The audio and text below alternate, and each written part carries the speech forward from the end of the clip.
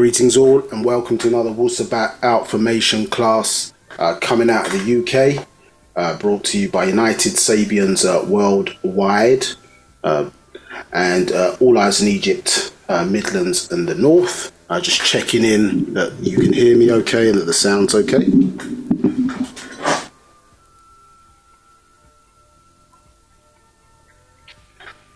Right, the class that you were listening to there, I think it's ended now, but that was Is God the Creator of Our Galaxies? Yeah, so out of the Egyptian Church of Kharast series, which for those who were of the Christian persuasion or others interested, was a very good school of teachings that basically took you from, I suppose, what would be the Roman and Greek version of Christianity to one that's over 10,500 years old that we find back in ancient Tamaray, ancient Egypt, understood our home back in Africa, where we had our own story of that. And there was a series of classes that sort of really dealt with those subjects in some detail, moving away from the translations, I suppose, of the Bible that's caused so much confusion. And we know that that book is a put together book. It's not something necessarily that they can prove its divine origins, which they claim, but rather is put together by men, the Council of Nicaea, 321 AD, and other economical councils that put that book together. So a very good set of classes there. Yeah, this is a sort of tape and CD era of that time. So whether you can get that today or you may find it on YouTube if you do a search. So Is God the Creator of Our Galaxies is where that class comes from. My name is Nabab Katni Hess. I'm one of the student teachers today out of the Madrashu Tash Arak Student Teachers Association, and we'll be teaching on today's session. I think we've got Semiket Abet Tamir on assisting to do with the moderating, so looking at the Q&As and any questions that are coming out of the session today. Welcome also to those who are joining us on Facebook Live. If you do want to ask questions in this class in terms of the full interactive experience, then use the Class 2 link in the chat if you've not registered before, and then join us within the Zoom platform itself, because we're not always monitoring the questions as they go in live. So if you do want to ask questions, then feel free to do so by joining into the Zoom platform. If you're comfortable to say on Facebook Live, no problem, stay there. We'll pick up any questions after today's session. So I was there, which is here, which is a Paa Taraq that we're dealing with today. So it's part one, which is the Paa Taraq that we are reviewing at the moment in terms of this class or set of studies. But we're at part 4 of that part 1 of that Paa Taraq, if that sounds hella confusing. Yeah, but this is part 1 of that book. So it's a 2-part series. We're focusing on part 1 at the moment and setting the scene, really, so that you can sort of, if you get the book or choose to get it yourself from your local All Eyes in Egypt store, or visit the website, it's in the corner there, unitedsabiansworldwide.com, so that you can get better understanding of what you're reading about in that particular scroll, known as the Here into the Thereafter doctrine. Okay, all right, just do a quick check, make sure everybody can hear me okay. Okay, excellent. All right, so let's keep it moving then. So we're going to open up with a positive affirmation from the Sabian culture. We are Musbatu or Sabians, and language of our culture is Misbatia, you understand, or Sabaic, some refer to it in this day and time.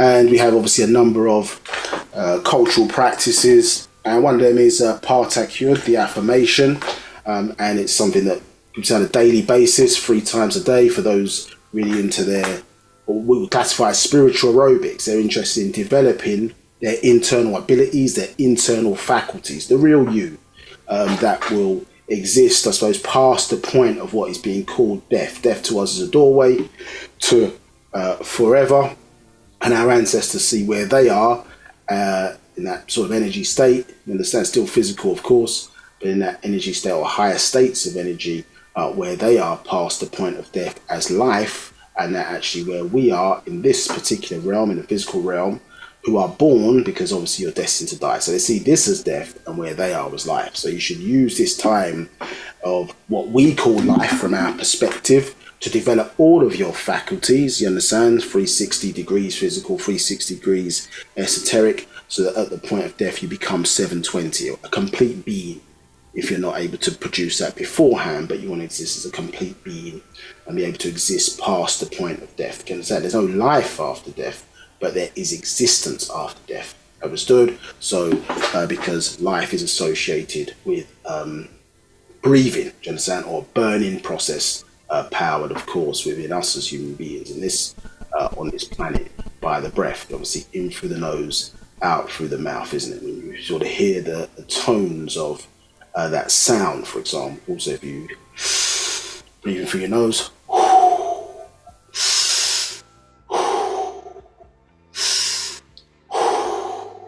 yeah, you can hear the sound of the creative force of will. Who, but who is male and here is female. You understand? So who, he, absurd, as you can hear in the sound of the breath. Understood? So this is what you're developing, obviously, in terms of your faculties. So our prayer is the art of, I suppose, talking without listening. So you pray and then you listen back or meditate, understood, for the voice of your ancestors speaking back to you for whatever message that they want to link you into or convey, understood, as you're linking back into the frequency of our spiritual science, referred to as Wu-Sabat. And meditation is the art of listening without talking. So the two go hand in hand, obviously, with, and are all part of what we would describe as positive thinking, a positive mental attitude, understood, in order to develop oneself. Yeah. So we're going to go with a Paa Taraq, or say that, and then what we will then do is translate into English for full and proper understanding. So no need to get afraid or run away and leave, I should say. It's just, as I say, us expressing part of our culture, and as I say, part of what you would maybe describe as spiritual aerobics, helping you to plug back in and sound with natural nature and reconnect with our the existence, which we, of course, we are all a part of, and existence. Not only just we are part of existence, existence wouldn't exist if we didn't exist. Understood? So, yeah, let's get into Paa Taraq. One moment.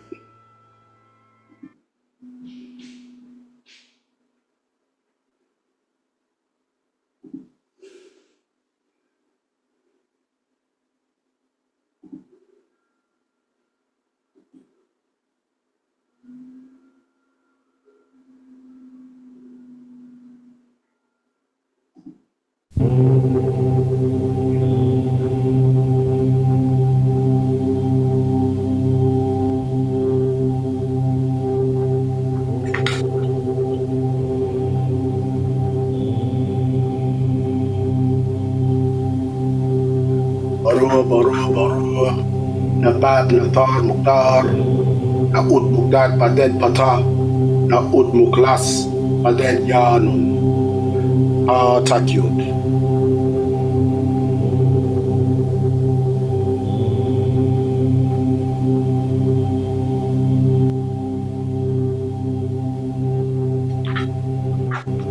Anuki Jawef Pa Ashuk Empa Paut, Kalal Ashuk Kawun Jawef Nea, Anuki Kasam Un Empa Paut, Pa Paut Kawun Kasam Un Em Nea, Anuki Wahu Ame Pa Paut, Pa Paut Kawun Wahu Ame Nea, Nakuk Kadur Najo Ame Kasam Un Empa Paut, Habub Ame Mushahas Nakuk Kadur Kawan Kalel Pafev, Nakuk Arud Jawef Pa Baut, Ame Wase, Ame Aradni, Kawun Laye Pakoe Jawef Pa Baut, Anuki Abed Piye Nafashni, Pa Baut Kawun Anuki, Pa Baut Kadur Nakuk Kadur, Pa Baut Amul Nakuk Amul,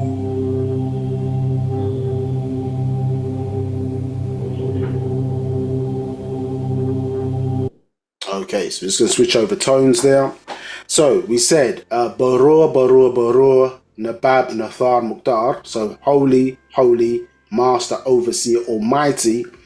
Then we went on to say no God except Patar, no savior except Yanun. So Patar, which we'll learn a little bit more about today, being head of the nine, which we touched upon as well in the previous class, and also have a class and a book called The Nine if you want to read more about that information. Yeah, so Muqdad is a better way of saying God, but some people have said like Patar is the most high and these particular type terminologies.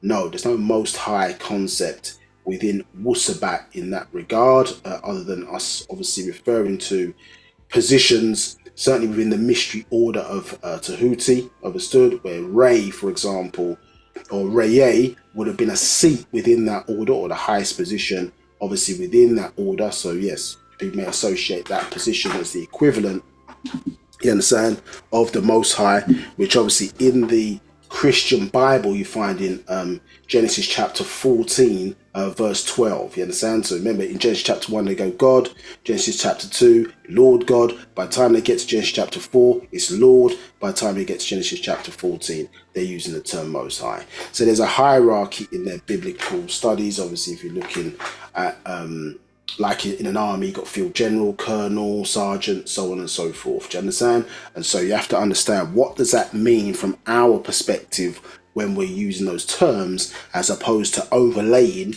the religious or monotheistic concept of what that means and bringing it over into ancient Africa. They don't mean the same thing. Do you understand? So Dad, or the deity, as we all are, but Patar, as you'll read about a little bit later, or we'll be teach about a little bit later today, you'll see his prominence in relation to our culture. Hence why those Sands people are also referred to Patar Heights. You understand? If we see the role that Patar obviously is the opener plays in our culture.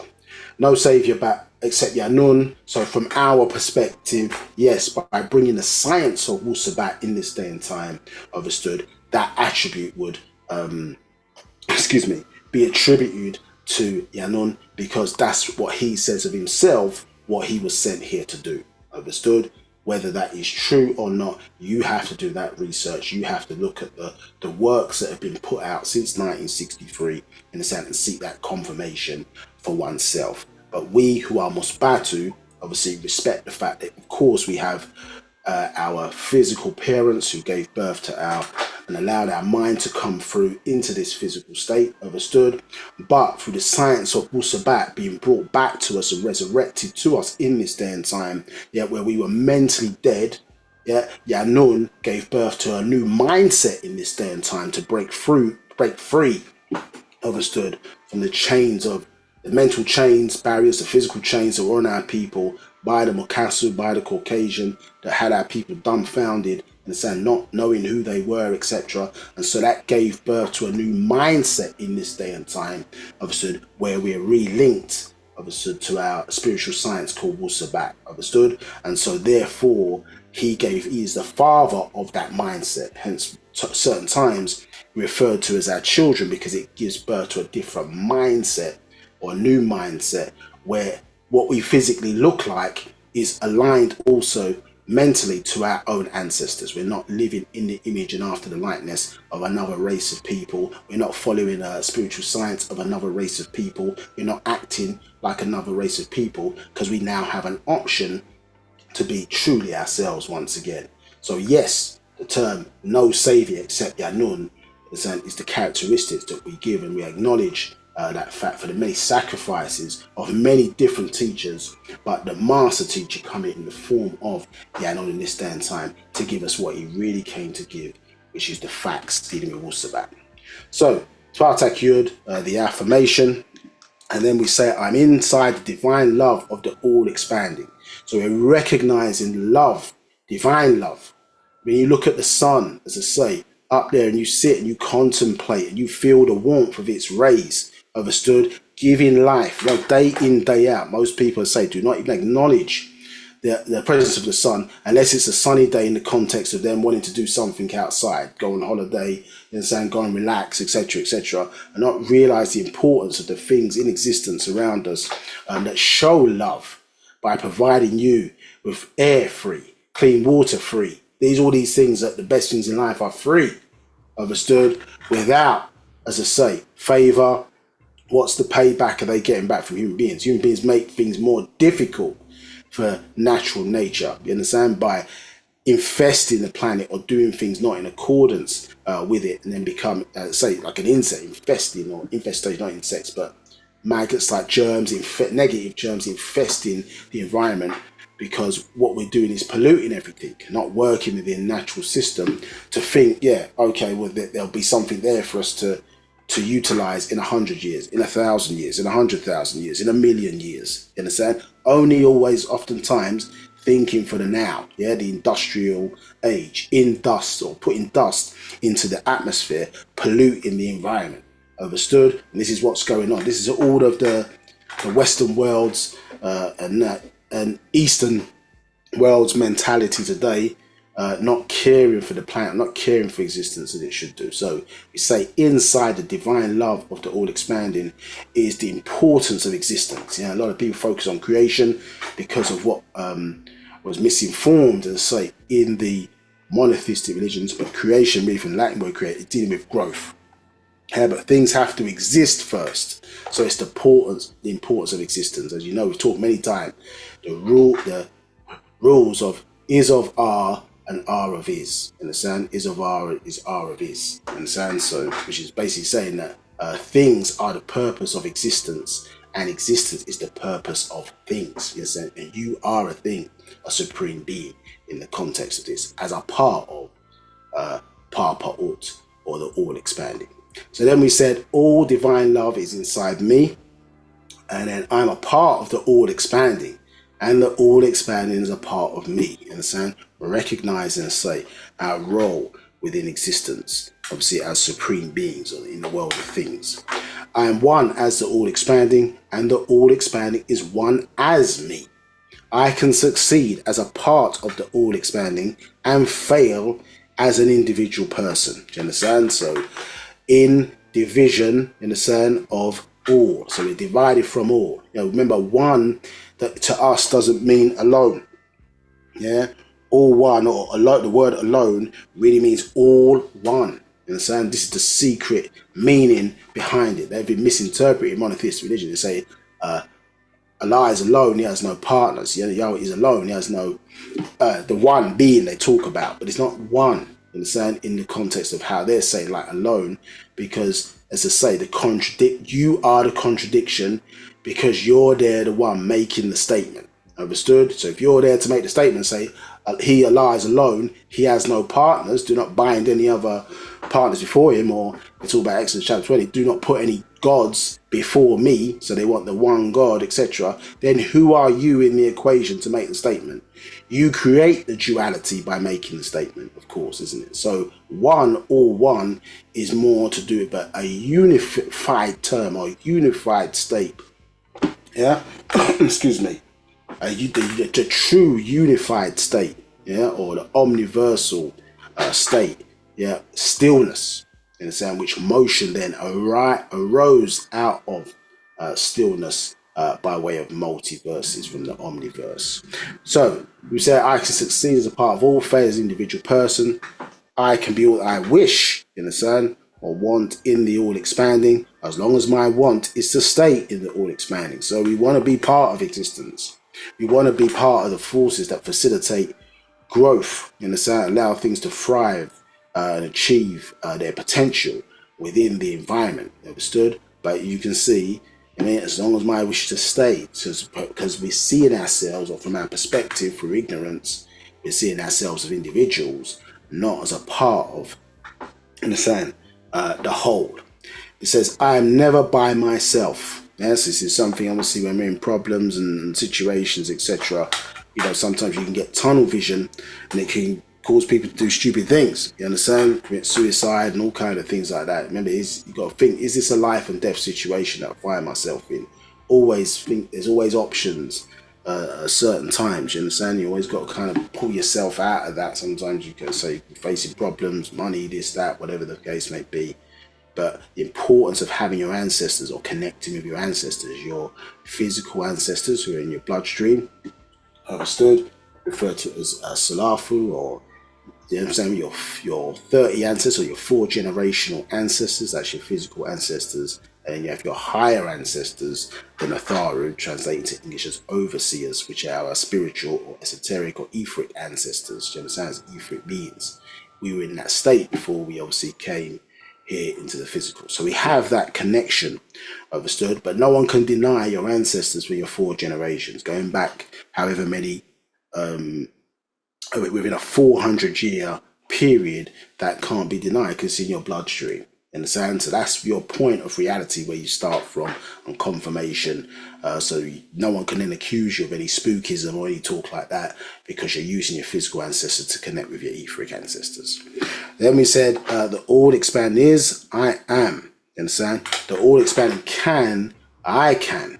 And the all expanding does, I do. So we're the active part of that, aren't we? Do you understand? As we say, stillness, understood? Yeah. Or motion out of stillness, understood? Yeah, and we are the active part of that as Paa Taraq, out of Pa'ut. Yeah, so the all out of all. Okay, so Zoom platform today.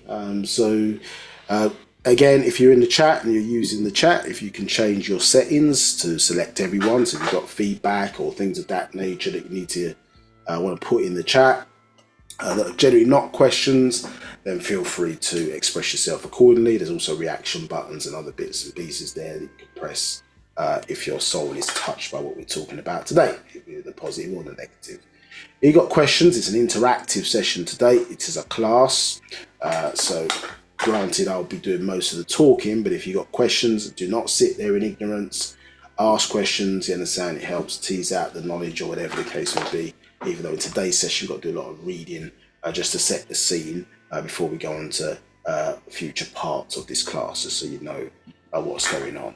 And in actual facts, predominantly, as I say, different to maybe when it was taught early, because of the way the technology was in this day and time. Remember, actual facts is illustrations, maps, diagrams, different things of that nature. So we try to be, or seek to be, not try, but we seek to be holistic in giving images, pictures, different things, etc., etc. Because obviously, as a student teacher, I've got the benefit of reading the book. Understood? Okay, internalize that, and then I can come and talk to you for however many hours. But I had the benefit of the book. I had the benefit of seeing diagrams, etc., etc. So it doesn't make sense me speaking to you for hours and hours and hours. We're in a day and time where the master is given that to say, well, teach in a particular topic so we can come to you prepared, and so you can see what we're looking at. You can see what we're reading and what's informing us in terms of our knowledge. So you're learning in real time the same way we are. Understood? So take that opportunity to ask questions if you have them on the subject matter, or if it's worth it, questions that are related to the subject matter, so we can make sure that what we're teaching today is translates as being understandable, relatable, and all these types of different things, because the master's teacher's not writing these books by way of our ancestors for no reason. So you got the opportunity there to raise your hand as one of the ways to ask questions and come through live and ask your question directly to the student teacher today. And when called out by Semiketa Bektame, who's our moderator today, you'll see this message appear on the screen if you've dialed in online, and simply unmute yourself and then you'll be able to come through directly. If you have dialed in, which I don't think anybody has, but if you have dialed in, then it's *9 on your phone to raise your hand, and then *6 to unmute yourself once prompted. In both instances, once you have the power to unmute yourself, if you stay muted after you've asked your question or had your interaction, then that just allows us to not have background noise disturbing the rest of the call. The other way, if you do not want to come through live, simply press the Q&A button and then type your question in, and then the moderator today will ask that question on your behalf. Okay, so no polls today, or poll quizzes or questions.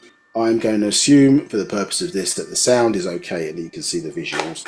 If that is not the case, then please put some feedback in the chat. Okay, so quick introduction. Probably got into this in more detail in the previous or earlier part of this class in part 3, which is on our YouTube channel, and certainly would have gone into more detail in part 1, as we always do. So allowing us in this second set of classes in the month to go into a little bit more detail. But for the purposes of those joining us for the first time, as I say, we are the United Sabians worldwide. This is how we're known as, gone through many different schools as we have, our mind has been developed to teach us, as I say, about our spiritual science called Wu-Sabat. But at the time, our people were not ready for that heavy, detailed information that was being given in the 60s, and so went through various different schools, or the master teachers, effectively known to us, known as Dr. Malachi Z. Kabina York or Kran, developed a methodology to remove what is referred to as the spell, or the spell binding of our minds off of our people. So we're suffering from a sickness, but that sickness, or the medicine in relation to that sickness, was an antidote. So it contained, like an antidote does, it has some of the poison, do you understand, within the antidote as part of the cure. So what would you say is part of the poison? Well, the monotheistic religions, you understand, would have been part of the poison that was kept out, was blocking, as I say, from us really from receiving or seeking out this frequency of the spiritual science of Wu-Sabat, in the sense of that wrong information, understood, and wrong knowledge, etc., was keeping us blocked from like an eclipse, as I say, from us receiving the real, true black light from the Son of Righteousness was trying, as I said in Genesis chapter 1, verse 2, the Spirit of God moved across the face of the waters. Do you understand? So what was happening there, when you go to Jeremiah, chapter 4, verse 24 to 26, remember that some war had taken place that they don't speak about, which had caused, as I say, like a nuclear war, you understand, where the dust clouds basically were blocking out the rays of the sun. So what you saw in Genesis chapter 1, isn't it, is talking about the terraforming of the planet Earth to allow the sun's rays to come in. And in a similar way, using those as comparative studies, in a similar way, this Dr. Malachi KZ York, in the person of Parnabab, with Parnabab Yanun inside, had to remove the dust clouds, you understand, that was blocking our mind, understood, causing us not to receive or be able to connect to, understood, our spiritual science of Wu-Sabat, dealing with factual information. Do you understand? So it's every race's right by design for them to be in the image, not only in the image and after the likeness of their own ancestors, but to connect with their ancestors, because they laid a path of them for the next stage of rever or evolution, of course, out of this physical, in the sense of limited to around about 120 years, understood, for you then to elevate higher, understood, once you step outside, or the physical body obviously is through the reduction of the telomeres obviously expires, and then you become, as they talk about in their Bible, living as soul, isn't it? Yeah? Genesis chapter 2 verse 7. So comparative studies, why we're making those references. So this being, or this individual, had to clear the way, understood, and devise a methodology to remove, as I say, the blockages or the eclipse, as they refer to it, as the Son of Righteousness, that stops you from blossoming into what you're supposed to be, and saying as that lotus flower, so to really truly fulfill your potential as a supreme being, in a sense, 720 in degrees, understood. So master teacher, born in Takoradi, Ghana, 1945, June 26, coming up to his birthday very soon, next month, which also happens to be the start of the Sabian New Year. But more importantly, are born from a sacred masculine and sacred feminine. Do you understand? So your first really true God that you know about, who gave you life, your real creators. Do you understand? Not what somebody told you in a book, what you know as fact, isn't it? Yeah, it makes up you as an individual. So the importance of the sacred feminine, as we are matriarchal as a culture, not patriarchal, we are matriarchal. Believe obviously woman first, because that's how things are in nature. And it's, remember, it's a importantly, I mean, we talked about remember, yeah, the who he that we were talking about earlier. You see, one who is a what is a external force. Obviously, when you're breathing out, and then as you breathe in, you understand, obviously the female force internal, do you understand? So a pulling or an attracting force, understood?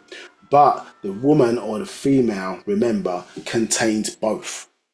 Yeah, because you can't have a male without a female. So even though on a certain level they appear to be opposites from each other, you have to remember that those opposites were still birthed out of the feminine. Understood? This is why existence, as I say, is associated, and even Wu-Sabat, the science of Wu-Sabat, is associated with the sacred feminine within the language. So Mary Abbott Akran York, the mother of Dr. Malachi KZ York, also known as Fatima Miriam, born March 10th, 1929. And as we always kind of point out, certainly for the females, but for everybody on the call, one, you see, interestingly enough, these sort of sacred colours. You see black, gold, red, and even with the white in context. Excuse me.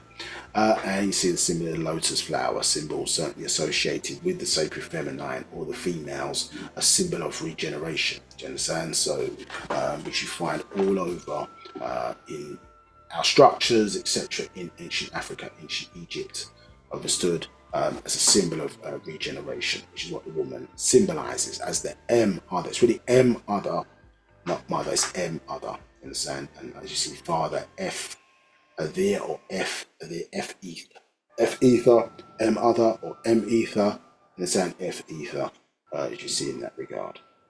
So it's sacred masculine, Al Hadi Abdur Rahman Al Mahdi.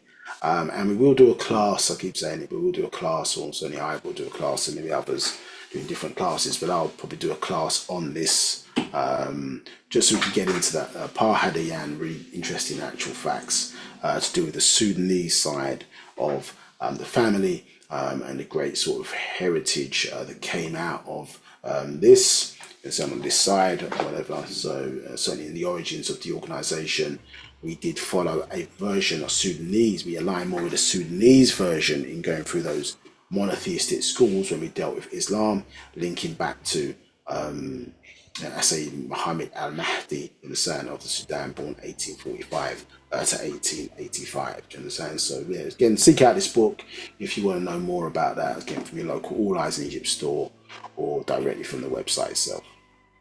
And as we touched upon, this is Master Teacher, age 25, and in our culture, or in ancient Egypt, the proper term for the renewal of our story by way of special beings, you understand, that appeared human but were not, being born into this world to be able to convey and teach this information that in certain times we find ourselves out of alignment with natural nature, was known as an Amun Nabab Raye Akhtar. Do you understand? So the soul of the Tar Heights coming back through to reconnect us back with our true story, our story, you understand? Which was always referred to by the Mukasu as a mystery, but that mystery is my story, understood?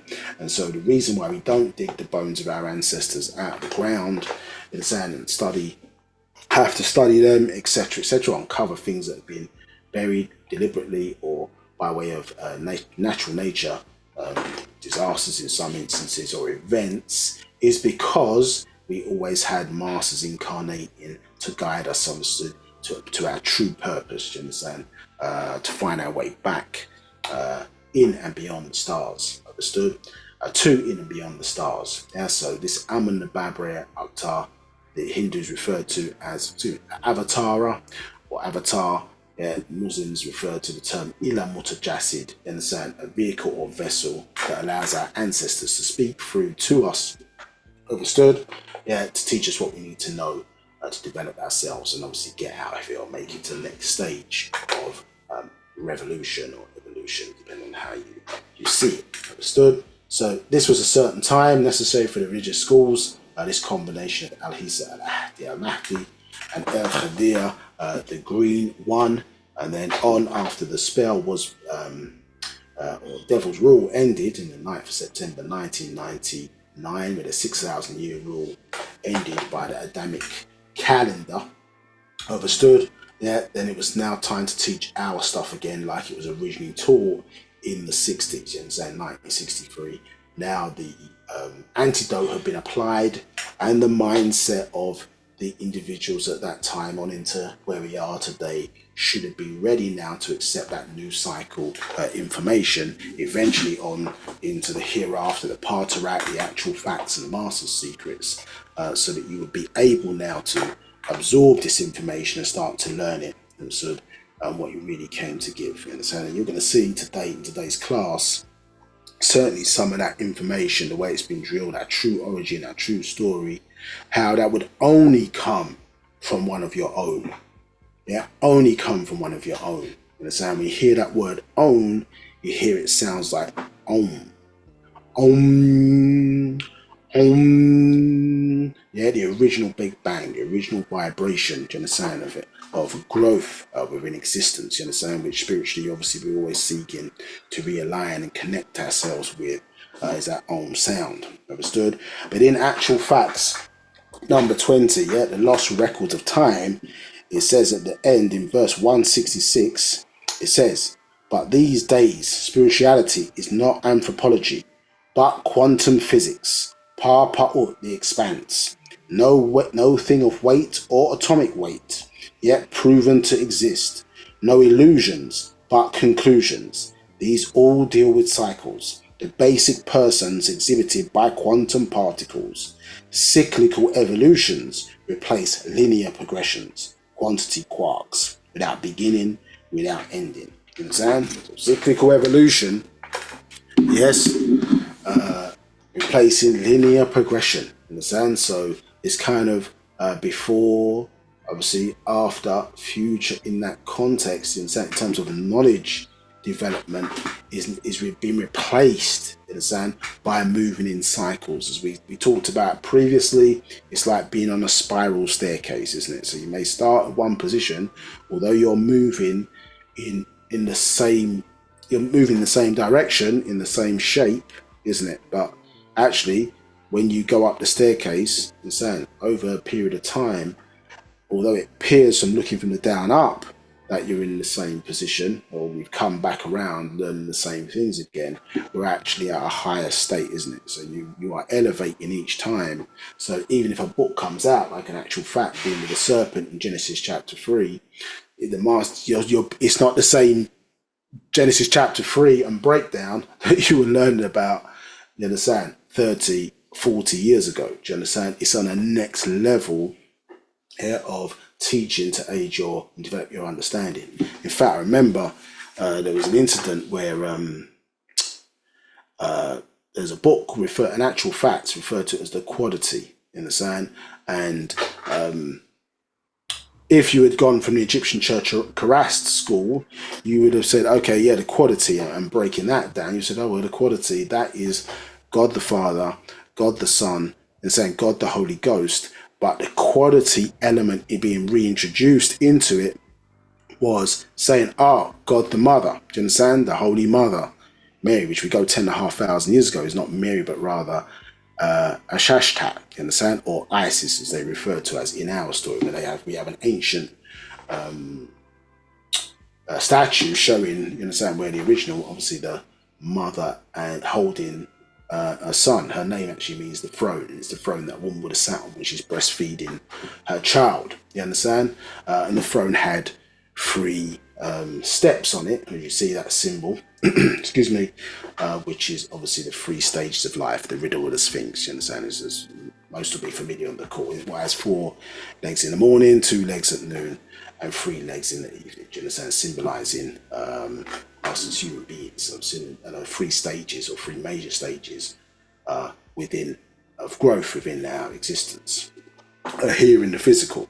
Understood? So this was you understand, touching upon those issues in that regard. So I lost my train of thought in a moment, but we'll come back around to it. So this is the point being made, is that this doctrine in insanity evolves, and basically that time it would have meant God the Father, God the Mother, God the Holy Spirit, do you understand? And obviously the Son itself. So that's 4 points, isn't it? Yeah, in the religious degrees. Yeah, so in the Jesus story, excuse me, it would be Jesus, do you understand?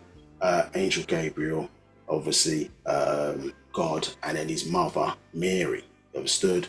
But then when you read the quality actual facts, it doesn't refer to those religious tones or names, etc. It's dealing with obviously the quality principle, or the 4-in-1 principle, where a woman, for example, can be a mother, a woman, a daughter, and a grandmother in the same being. The 4-in-1 principle, as you see again in the seasons, you see the 4 seasons, yeah, but really one. Yeah, the positions of the sun as they appear to be on earth, Atum, Atun, Amun, and Anun, understood, but they're really one. Yeah, so you can see certain terminology shifts and moves, as we talked about earlier. Cyclical evolutions replace linear progression. Any questions?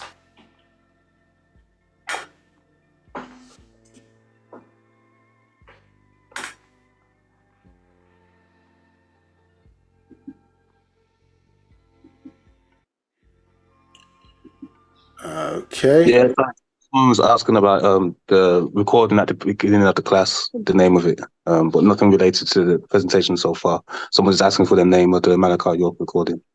Yes, I said, thank you. Is God the creator of our galaxies? That's what the class was. Yeah, so because it was released on CD, I'm not sure if all that stuff is available now. So somebody may, if you put that, type in that on YouTube, somebody may have uploaded that, or maybe uploaded one of our channels. So seek that. If you can't get it, message us and we'll see how we can get it to you if we can do. Now, okay, right. So let me go to where we were from last time. If I'm trying to do that to mess up people's eyes.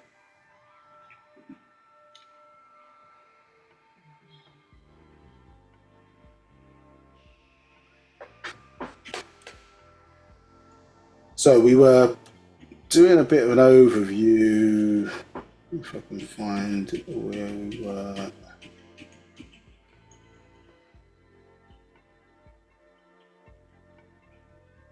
Sorry, avert your eyes if it's making you feel sick. Let's get to where I was. Okay, let me go forward. So what we were doing, we were going through in this, before going into the detail of the events surrounding what's being discussed in I Was There, which is here. We were going through and giving a breakdown of different extraterrestrials related to the story, so you could get, or related to the set of events, so that you would have some background understanding of who the players are, maybe sometimes to what their motivations were, interest, etc., in relation to the story, and obviously how those elements have come to contribute to certain events that are happening today. But in this specific Paa Taraq, it's around a certain set of events that took place, and in order to know who's who involved and what their sort of motivation is, then this was why we were going through. And we're starting with I think the risky eons, where we were dealing with in some detail part 1, so our ancient ancestors. Yeah, so the Egyptians referred to their higher ancestors, yeah, which are sons in actuality, as the Natiru, overseers, and but their true name really is Murzaku, you understand, or providers. You understand? So we're going to get an understanding of the separation between the two. So we went through that in some detail, I think, in the part 3 of this class. Yeah, so that was part 3. So feel free to check that out in some detail there. And obviously we're giving some breakdown in relation to the origin of where they came from, a 3-star constellation, 3-star solar system. Yeah, in the 19th galaxy, and the 8th planet within that solar system, referred to as Rizq or Razak. Yeah, with an interesting orbit, understood, and that type of orbit that is in relation to risk in proximity and its rotational movement in relation to those suns is in actuality the starting point of our atom. So these particular constellations are linked. So we're in 19, so they're in 19, we are in 18th, and as I say, the bridge between those two in actuality from this original Rizq being referred to is Sibtu, do you understand, which ties into on our side the Sirius star constellation as the gateway, one of the gateways certainly between 18th and 19 is by way of Sirius. Yeah, so we were touching upon, excuse me, our origins in relation to Sirius, which was originally a tri-solar system, now a binary star system with the collapse of Sirius C. But the Dogon in Mali have ancient star maps that well before Europeans had any of these types of insight in terms of their astronomical records. Yes, that there were 3 stars there, not 2. Do you understand? Originally, and so that original one, Sirius C, was part of the original star configuration for this constellation, where we today say we as the Negroid Nagaru people, Patar Heights, the Sands people, originally came from. And this is one of the reasons why the master teacher currently was arrested in May 8, 2002, is get this man off the streets. Get this man away from his people. Get this man from feeding you these actual facts of your true origin, where you came from, etc. Now, remember, starting this teaching this doctrine in the 60s, you would have sounded crazy. You understand? Yeah, you would have sounded crazy in the 60s. Yeah, and like an absolute nut. But maintaining that throughout these ages, you understand? Being crazy for your people. You understand? Being accused, attacked, understood, life on the line, assassination attempts, so on and so forth, to bring these actual facts to your people, and then being even attacked by your own people, yeah, betrayed by your own people. This is what comes with teaching, and so us as a people who still have the devil's genes, you understand, the Anunnaki genes inside of us as that combination. Yeah, so we have both God and the devil, as they like to call it, within us at the same time. Understood? Which you have to balance, obviously, between those two. You don't necessarily use your positive if you're in a fight to defend yourself. Use your aggressive or your negative side to defend yourself in a battle. So you have to obviously achieve balance within our being. But the problem is that the self-destructive aspect of our genetics is dominating over the self-preservation aspect of our genetics. Yeah, but we're going to get into some of our story around these 3 songs in particular, understood, and what we're reading next, which is an extract of an audio. So where we've got some gaps is because what's there is not super clear. Is, as I say, precisely that information that they did not want out. But I suppose I was making the point that being taught that in the 60s, now freely on probably one of the most popular podcasts in the world, Joe Rogan, when a white man's talking about extraterrestrials and, you understand, different beings, whatever, the extraterrestrials living in the seas of the planet, understood, people living in the center of the planet, extraterrestrials coming down, encounters with extraterrestrials. It's all good when they're having that conversation. Do you understand what I'm saying? On a major platform, yeah, in the world. It's all good when they're having that conversation. When we start talking about that and having those conversations, now we're a cult. When we start having those conversations, you understand, and those talks and putting those books around that, now we're on an FBI watch list. Now we're on whoever's watch list. Now there's assassination attempts. Stop us, imprison us. Understood? Why they now freely, however many years ago, you understand, when we're taking it back from 63 to now these conversations are freely happening. But when they do it in their image after their likeness, now it's not a problem. Now it's sane to have those conversations when we've been talking about these things for years. But they don't know the stories. Yeah, they can only speculate. Understood? Because they're not plugged in to the Akasha records. They're not part of existence. You understand? The way we are. We grew as nine ether beings. We grew this universe. We know how it came around, how it existed. We understand because we came from the darkness. Yeah, you look at our skin color, it's closer to what the suns, the planets, you understand, everything that they know or think of that exists sits within. Yeah, the state of nothingness. No, or the world of things, not non-existent. The world of things. Yeah, that sum up to something that has an atomic weight. So we've got to do a little bit of reading today, family. Yeah, and those who are guests of us today, to go through, as I say, the real context of what information is coming out now in this day and time, simply just blowing us away. Pana Babylon and the sacrifices that he continues to make for his people, as I say, to give us a fighting chance, you understand, to transform back into supreme beings again, not just men and women that we were born into or were conditioned our mindset. No, actually a part of existence, a part of the real origins, you understand, of what we know, everything existing, how it came around, so on and so forth. That is us. Yeah, no beginning or ending. It's always been. Okay, so let's get into it. So it says here, we start from the top. Yeah, so a bit of reading today. I know sometimes it can be a little bit thing for people, but it's important that we go through it step by step. Now, so it says Patar.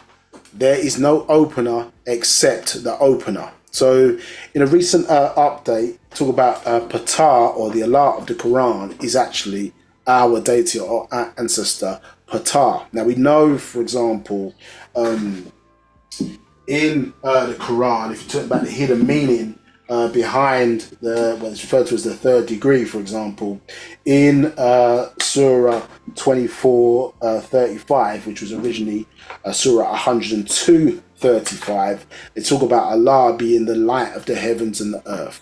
So we know from that breakdown, you should know from these classes, that is dealing with the sun. Yeah, you have to have an image of the Panatharu in your mind. We showed you the Safaf, or the hieroglyphs of them being three flags in your mind. When you're visualizing the Panatharu, understood, think suns. Yes, suns, S-U-N, suns. So here in this context, we're saying Patar is Allah. You see, okay, well, that's dealing with one of its explanations is the sun, etc. But we also find in this particular verse, for example, in the Quran, so original order, surah or chapter 23, verse 49, wrong order, surah or chapter 55, verse 49. Why do I say wrong order? Well, for those necessarily that haven't been through those degrees, after Muhammad died, there were certain caliphs that took over, and the third caliph, Uthman, burnt the original Quran, as they would say original, and basically they had to then redo it, you understand, and put the chapters together, and in doing so, the 114 chapters were in the wrong order. They're not in the original order.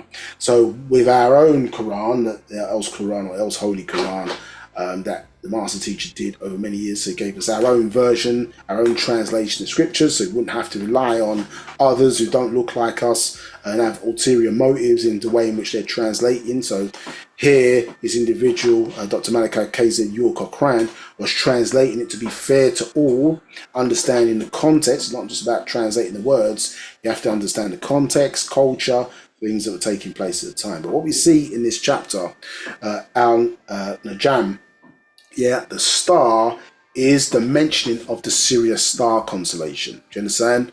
So it says, and surely he is Rab, sustainer of Al-Shira, or Al-Shira'ah, you understand? Which is Sirius. Sirius A is called Potololo, tiny grain, which has a satellite. Sirius B called a white dwarf.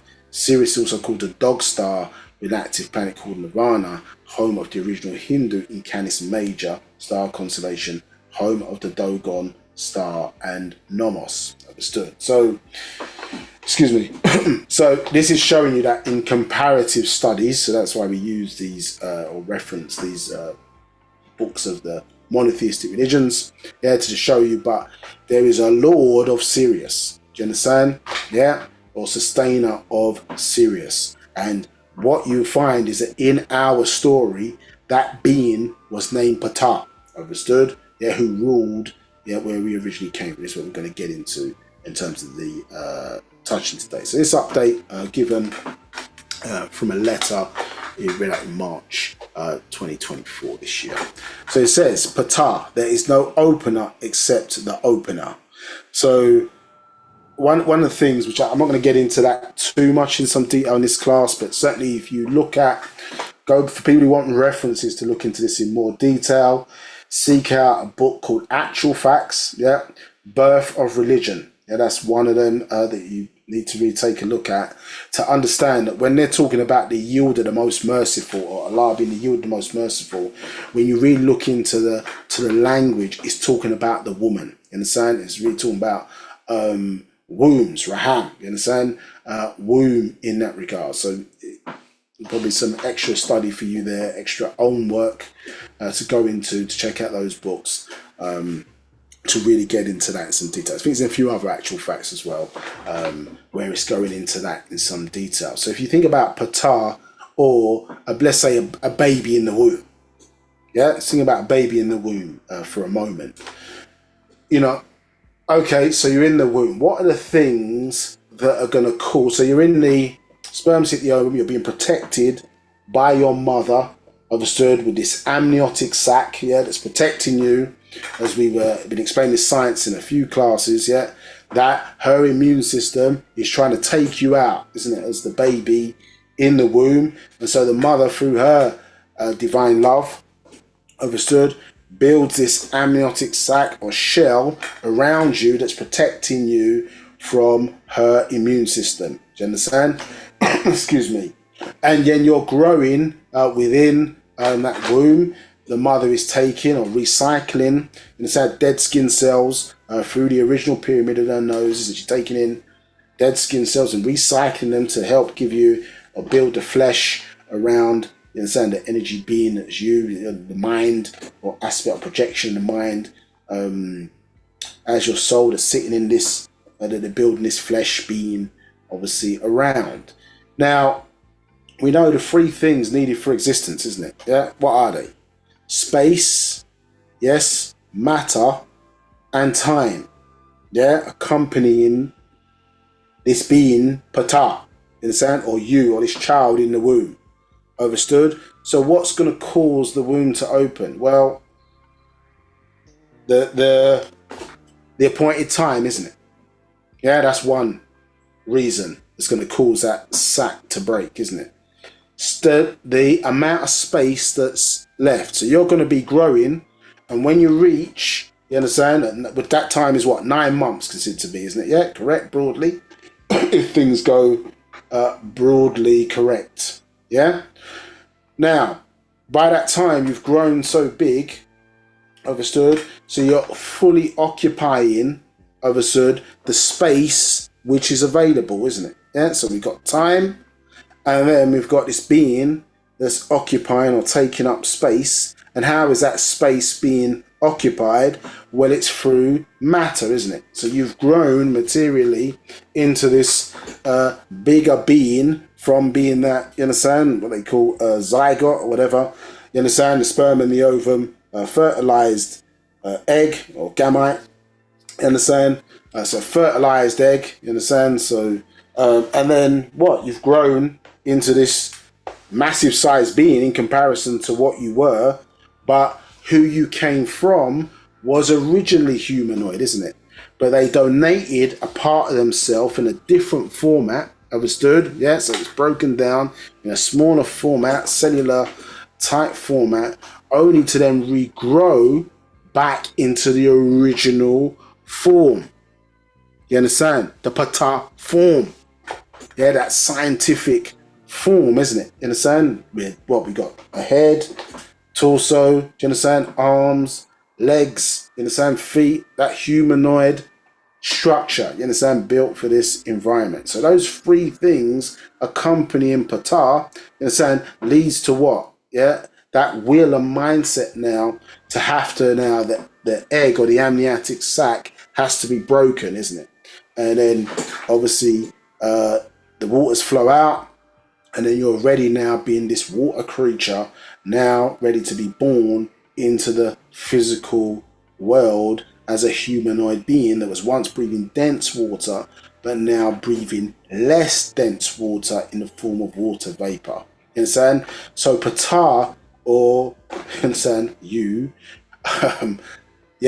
accompanied these three beings. You understand? These three beings, space, matter, and time. Understood? And when all were in the right, when it was the right time, and you were the right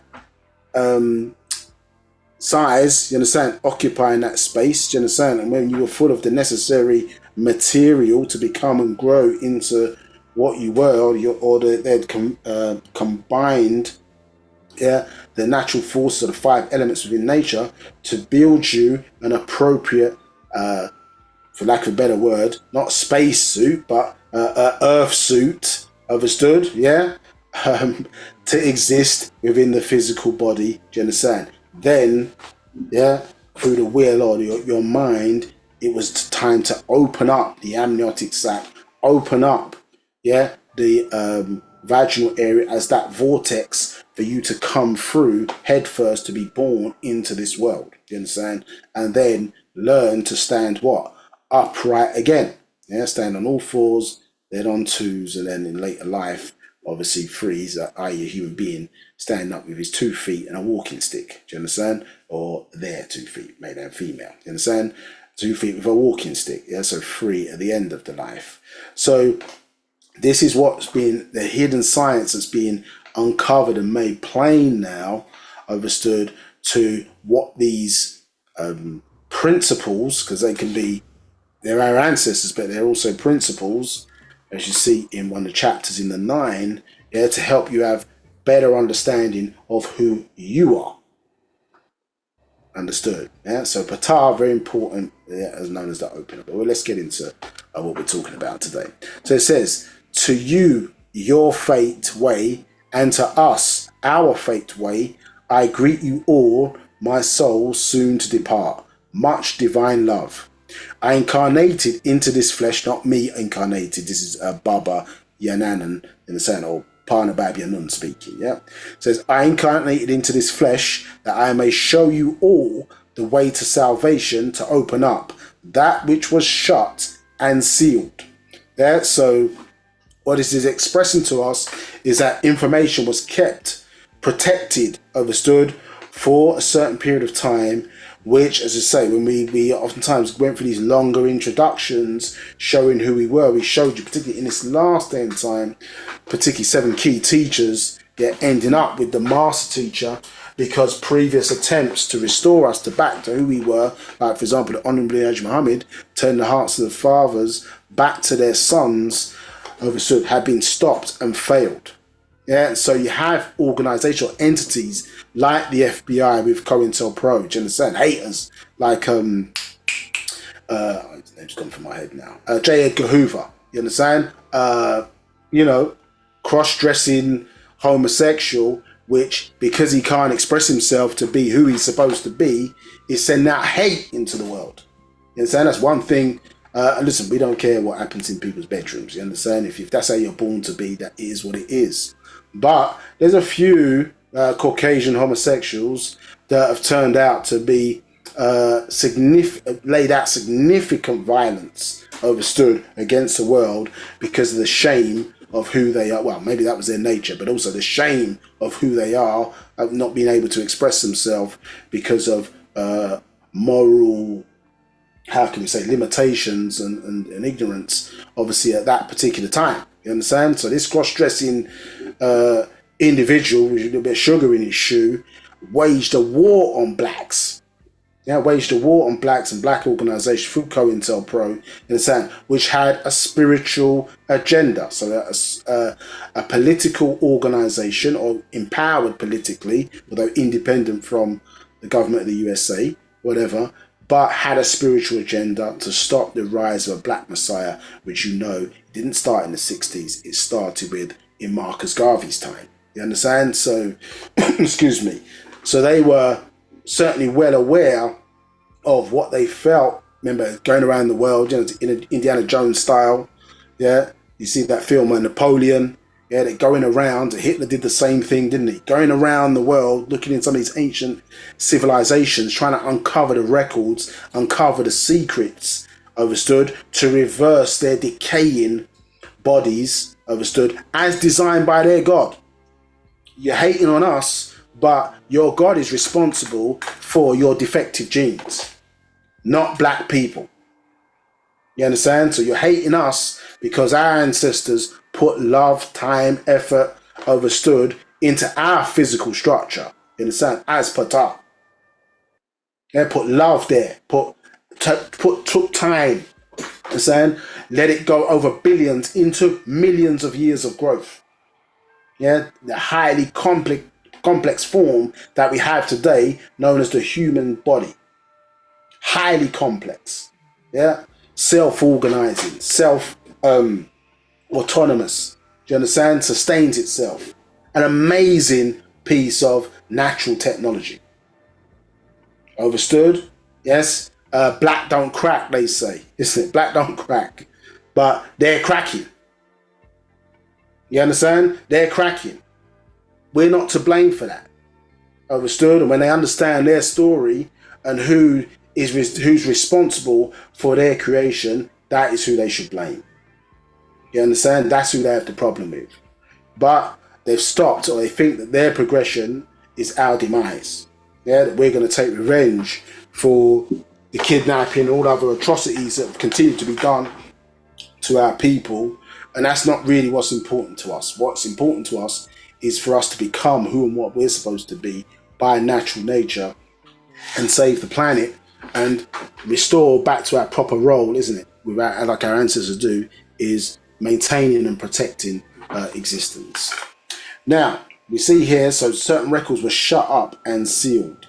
Is there any questions?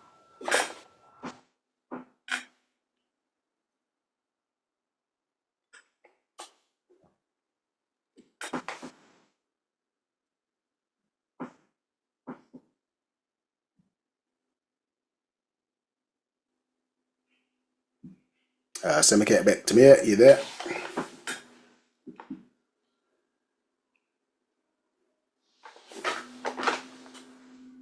Okay, not sure where it is at the moment. So it says a scroll. Patar is not opener. It's not a scroll at the moment. This is a letter that was written but read out by way of a doctrine update, which we've just transcribed for you today. So it may appear in a scroll at a later point in the future. But this is an update at the moment that we're reading from, delivered in March this year. So not a scroll at the moment. It's available to the public. Yeah, so you're getting an exclusive read. This is why in some of the instances, like here, for example, where the word is not clear, you haven't taken the risk to try and interpret, we just left a gap. Yeah, so if you accept that by way of what we're reading, then we can take that on board. But yeah, it should appear in a scroll or an update in the future, which will be released to the public, no doubt. Now, so it says here, the records were which was shut up and sealed, yeah, obviously to the appropriate day and time, obviously, which is now being released. Listen, no doubt it should have been a lot earlier, but as their plan, obviously, COINTELPRO Pro and others to lock up our incarnated master, our incarnated teacher, then obviously this information being rolled out to us is going to be slower, obviously, than intended, but it can't be stopped. Understood?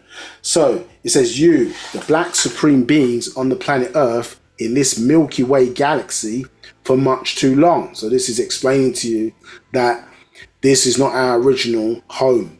Yeah, it says, well, let me, Yanun, Nupu, inform you of this.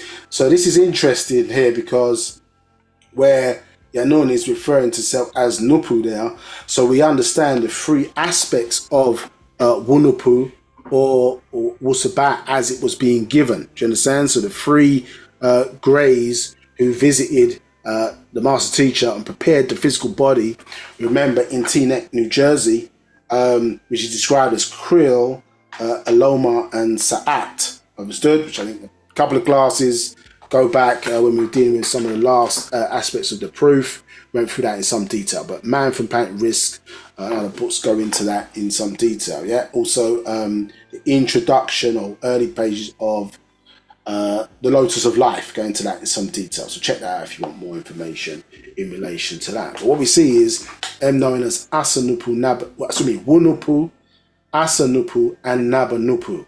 Understood? So as those three. So Asa, Naba, so Wu, Asa, and Naba. Understood? And what we see here is that the Nupu aspect is referring to Yanun here, yeah, and how they had to help to teach at a younger age, but also prepare the physical body over a period of time to be able to house this whole light being, and other entities, as we said, the Amun, the Bab, Reye, Uptar, the vehicle or vessel necessary for our ancestors to be in-house or utilized to convey information needed, or outformation coming into us in the form of information, in order to convey that to you in this day and time. And the body had to be adjusted, you understand, in that regard. Hence why one of the side effects of that is that the Master Teacher Dr. Malachi C. York suffers from a condition known as angioedema, understood? And basically, so it results in swelling up, or the immune system is attacking the body at certain points. And this is a characteristic basically because without the gland, our other gland, what's placed the barothry glandular control, overstood, yeah, which was once in the hippocampus area of the brain, and would have to be replaced now in the submental, in the soft part, understand, under your chin area that once used to work with our tonsils and appendix, overstood, yeah, and gave you access to your higher senses, which in Hotabs they refer to this as Nathar Tar 10, you understand, you being complete. So the 5 illusionary physical senses of perception or touch, and your 4 higher senses in psychometry, telepathy, intuition, and there's a 4th one, psychometry, telepathy, intuition, and there's one more which is lost my brain for a second. Maybe someone put it in the chat in that regard. So the 4 higher senses gives you 9, yeah?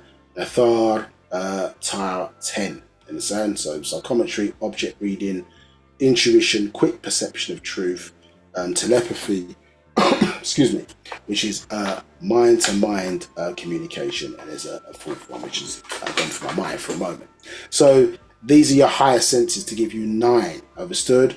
But this also gives us added ability, because we know, for example, like goosebumps and things of that nature, for example, is sort of evidence of one of our reptilian abilities, for example, abilities to regrow limbs and things of that nature. So angioedema, which you look at the 2 words, angel and adama, yeah, is because you've got these extraterrestrial and humanoid traits in there. So when we had the glandular control, it allowed us to shapeshift. You understand? This is one of the Anunnaki traits, you understand, or lunar traits, is shapeshifting, which in actuality they got from the Pleiadians, you understand, and it's a reptilian trait also. And so with the glandular control, it will enable you to control that shapeshifting ability. But if it's impaired or weakened, then in this particular instance, it's a side effect of bringing those 2 aspects, or the development of this individual to be able to convey this information in this way, this unique kind of structure, to in a manner basically that causes problem, had to be done over time. So you think it's not just a religion, they sort of give you this sort of simplistic view of the world where a being just clicks their fingers and things just magically happen. Do you understand? This is not the reality of existence and the reality of the way things happen. Do you understand? Even when they talk about creation, they're talking about planting seeds and developing complex life forms over a long period of time. Now that long period of time may not be long in the context of natural nature, but it's long in the context of what we know for our physical life on this planet, in the sense of millions, billions, into trillions of years of development and growth and planning and so on and so forth. Understand? Just bear with me 1 second.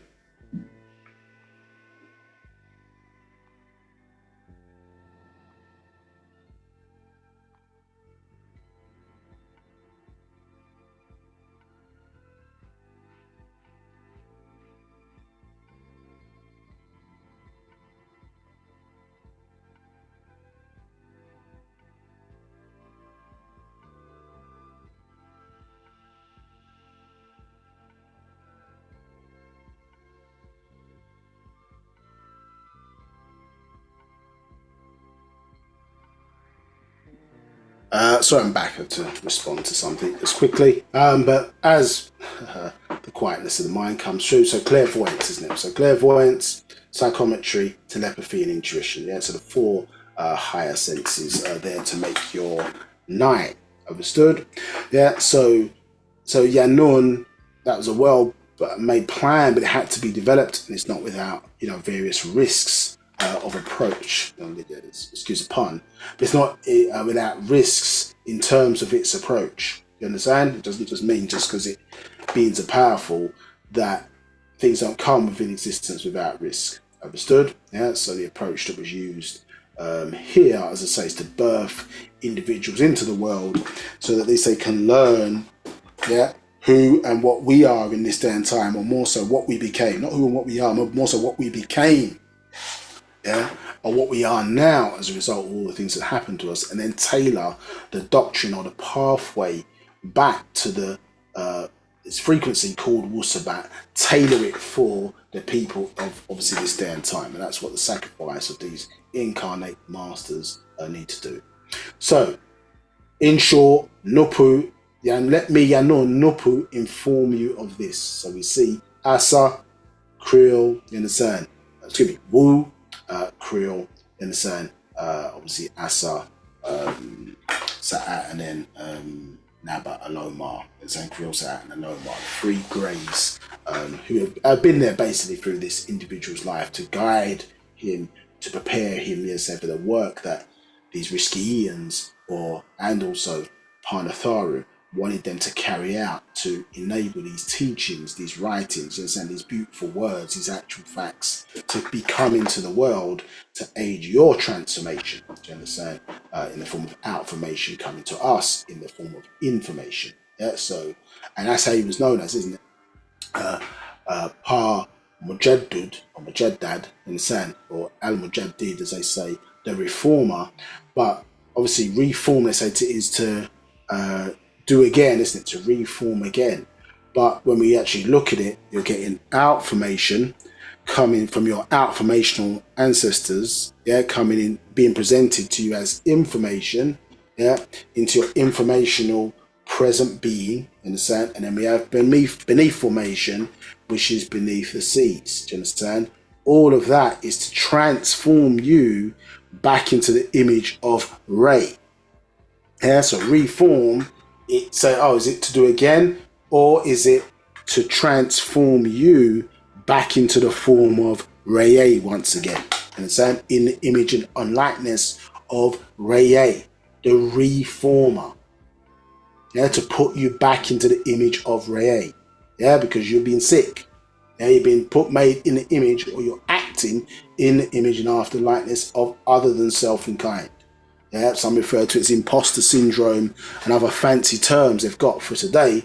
But basically, you're imitating and living the image of other races, whether it's participating in their religions. You're playing Arab if you're a Muslim. You're playing, do you understand, Christian, if you're in their version of what they've given and not in your original version, obviously, that was given by your ancestors. And remember, all of that is all basic learning, yeah, basic degrees. Yeah, like kindergarten stuff that you're dealing with when you're dealing with those 3 degrees that they have them today, or those lower degrees. Yeah, it's this kindergarten baby stuff. Yeah, it's not the real detail that we really need to understand when we talk about universal forces or forces within natural nature and the science of the same. So, excuse me. Yeah, so this is what's important for us to say to get back into. You're being transformed back into the form of Ray. Yeah, once again with this these beautiful words, you understand, this new age science. So Nupu informs you of this. Yeah, it was 76 trillion years ago that your own sun, Ku, Sirius C, burned out. This was one of the 3 brightest. Its color was red. The others are Sirius A, yeah, or Sirius A. Its color is blue. And Sirius B, yeah, Sirius B, its color is yellow. Yeah, these are the root colors of this universe. Yeah, red, blue, and yellow. As you're well familiar, these are referred to as primary colors.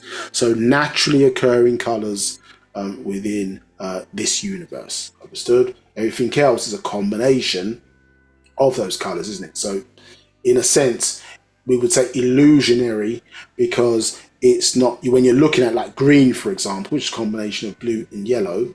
Yes, that color obviously is, yes, whilst it shows it, there's stuff sitting behind it. There's an origin sitting behind it. There's another level sitting behind it. Yeah, so that's why it's referred to in that context as illusion, because you're not looking at the source color in that regard. Yeah, it says when your star burnt out, your race was transported to Sirius B on up to the Orion, which is star constellation. Yeah, and after billions of years, transported to the planet Earth into the Indian Ocean in the 44 chromosomes of Karash, yeah, the dolphin. So we know when you look at the word dolphin, for example, in etymology, from the word Latin word Delphus, we know that the word, oh, look it up yourself anyway, it means womb. Yeah, so, excuse me. And a dolphin, as we touched upon, I think in a previous class, yeah, obviously has a 52 ounce or larger brain, it's an equivalent size brain to the human being. So on one level, the dolphins today are our grandparents. You understand? Yeah. Let's continue. So the dolphin on the word there is not clear, so we won't go into it. But it says, and you grew into amphibious creatures in the waters, then were thrown by a great tsunami and became aquatic humanoids, not apes or monkeys. Yeah, so even though you see this particularly referenced in the Holy tablets and things of that nature, obviously the projects that the Anunnaki were doing much yeah, later down the line, yeah, millions of years later, and we touched upon this I think previously, that the certain bases, for example, that were left by the Natharu were restarted by certain of these Anuna or Anunnaki in relation to Earth, and restarting projects that and bases that the Natharu basically had started and left behind. Do you understand? So there's a massive period of time. They weren't necessarily started from scratch when they were trying to create a being in their image and after their likeness. Do you understand? They're working on stuff that others had left, excuse me, or work that had been left behind in the past. Excuse me.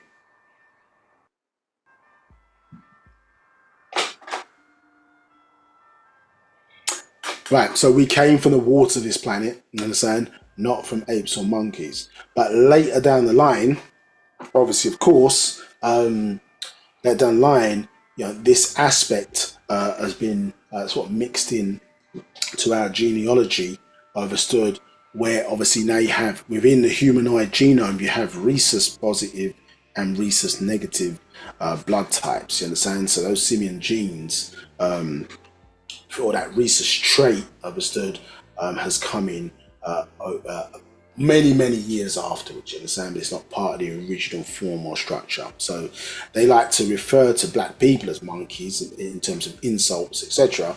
But we're well aware, and different types of monkeys used in the development of human beings, from when you look at and you compare basically the Natharu route of growth and how it's led to the development of certain races, obviously versus the Anunnaki side. So seek out the Psalms of Yanu, and I think we've shown this diagram, we may have it in here as well at certain points, but it shows you the two charts, understood, and one obviously shows you there that clearly this rhesus positive pheno blood type introduced into the sort of blood DNA in that regard was certainly obviously a protection against the rhesus negative that came, say, many years later, in the sand, obviously form a protection against that in some of these earlier races. So we're not, by our origin, it's not monkey related, do you understand? Obviously in this day and time, with the film, what's it called, Planet of the Apes, yeah, symbolically speaking, remember it's the symbolism behind the words, isn't it, is that the master teacher in this day and time, yeah, as we would say, the Ha1 gene, which we were talking about in the previous class, isn't it? Yeah, he was the new intelligence you understand, born into the world, or the monkey who could talk, you understand. So because remember, a certain gene in the film, if you remember, was activated, which then gave beings access to the monkeys at that time to their higher intelligence. You understand? So, and so that's how they keep it in the movie, isn't it? And then as a result of that, a virus was released that killed off, human beings, isn't it, in that regard? But here, in the symbolicness of that story, is the monkey he was the monkey that could talk, isn't it? Yeah, and this is referred to as a master teacher, but not monkey, but he who has the key to the moon cycle. You understand? Which is why, to remember, Amenemhotep Aktar, the Egyptians referred to that being as Tahuti, and one of his symbols is the baboon, isn't it? With the symbol of the sun on his head, which is a combination. I mean, the baboon is a combination of what? Simian and also the canine genes, isn't it? So it's a hybrid creature, you understand, that's being created, understood? But it obviously, they bow into a position of prayer when the moon rises, do you understand? And it's a symbol of Tahuti controlling the cycles, yes, or having the key to the cycles, or the key to break the spell, understood, that was cast on blacks during the moon cycle. Yeah, so the key to unlock it, as we talked about earlier, so that us who were mentally dead can then reconnect, of course, to the frequency that Wu-Sabat is being broadcast upon. So, saying here, aquatic humanoids, not apes or monkeys. The simian genes, not in you, all only in Europeans, who were planted on this planet millions of years after your seed. Once on land, your Sans people, migrated north and westward to Utla, now called America. We know that Utla, remember, in our language, it meant vacation. In the sense where the proper term there is from the language, in our language, to make Alalantwi, yes, and from the root word Utla, it means to go on vacation, or and the Twi is the two spots there, which are now North and South America. Understood? Yeah. So Alalantwi is where they get the word. Well, the Greeks bastardize the word, and you get the word Atlantis. Yeah, the same as the capital, Georgia, Atlanta. Understand? It's the same word from Utla. Yeah, a place where we used to go on holiday. Does that make sense? Understood. One moment, please. One moment.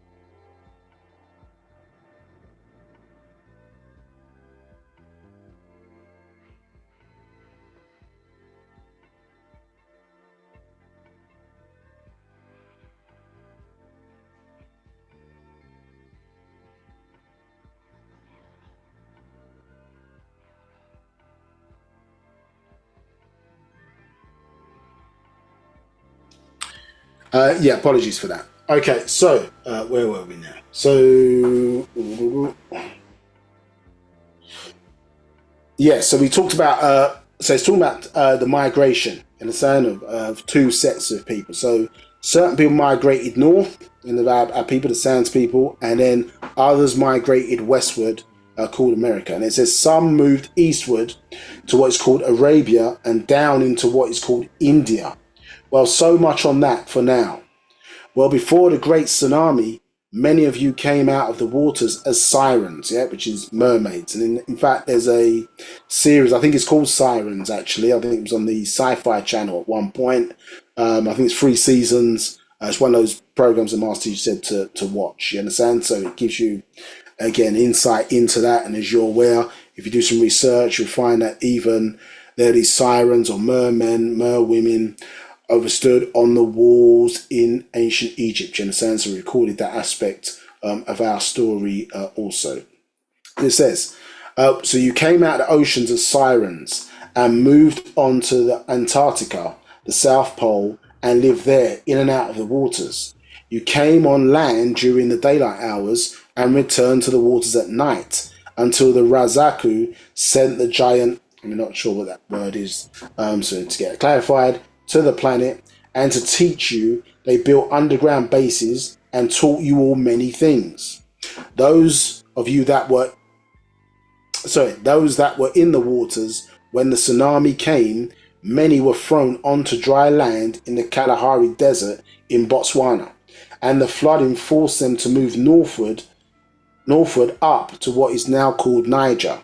So you had 2 groups. They are now being called Homo naledi, those that remained in South Africa, and Homo habilis, those that migrated all over Africa, originally called Ganawa, and then spread all over Africa. Yeah, we refer to that extraterrestrial map that we were showing you in the last or previous class. Yeah, walking westward to what now is called America before the continental drift. Yeah, so this is what the Greeks referred to as Pangaea, understood, yeah, as where all the continents are one landmass, understood, yes, and then when continental drift happened, some of our people were trapped living on these parts of the continent that have separated, but it's referring to that old, which is old right knowledge, serious doctrine, isn't it, from the 90s was introduced, called Ganawa, yeah, that this area of land was called Ganawan as opposed to Pangaea.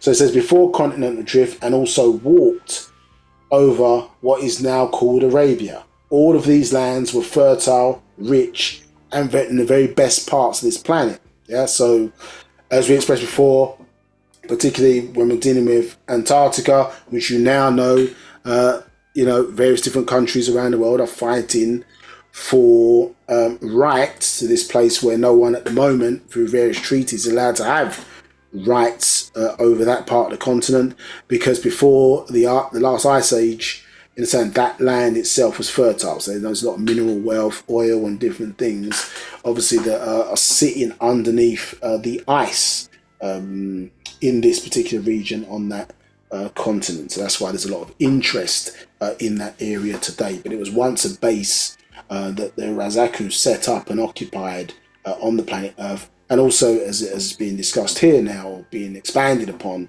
we also resided in and out of the waters in this particular area. Now, as I say, there's a place called Egg Island within Antarctica that you can look up on Google Earth, for example, and see that it's shaped like an egg. Somebody asked a great question, I think in the previous class, say, well, why was it called Egg Island?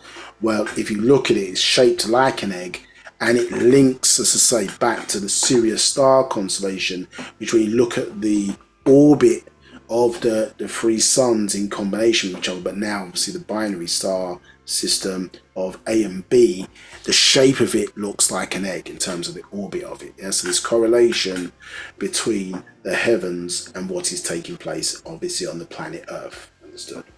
Now, so let's continue. So yeah, rich, fertile lands, best parts of this planet. This was before the Asians sailed over eastward from Asia and settled in America, now being called all kinds of Indian tribe names. Yeah, so this is when Hushen sailed over and met us, obviously, as the Anasazi. Greeks referred to us there as the Olmecs, in the sand, and they mixed in or we agreed, let's say, for them to mix in with us because they had 47 chromosomes suffering from what would be called today Down syndrome. Understood? Yeah, and so they had extra chromosome because of the intervention of their extraterrestrials mixing their genes called the Teros from the Arcturus star constellation. Understood? So we were helping them to breed that out of their genealogy, which led to the birth, I suppose, the Hopi American Indians as the first trait. But there were rules there, not going into that in great detail today, but there were rules there set out on that continent, understood, that negated basically various different races and sub-races with recessive gene traits from mixing with other races or tribes who had recessive gene traits, yeah, because it would cause more disease, more defects within the genome, do you understand? So there was very strict rules around the Hopi if they wanted to, I suppose, intermarry over each other, but they obviously intermarry with people with a stronger gene. So at that time, I'm sure to the Anasazi or the Olmecs, you understand, not like today, where, you know what I mean, certain brothers of colour are running after women with, you understand, they got that light for that fur, you understand, as opposed to the hair, they got the light for the fur. You know, back then it probably would have been seen as, you know what I mean, a kind of, a bit of a sacrifice to drop down and roll with these Denisovans. Understood. So some sacrifices were made, you understand, for the greater good as human beings in that regard.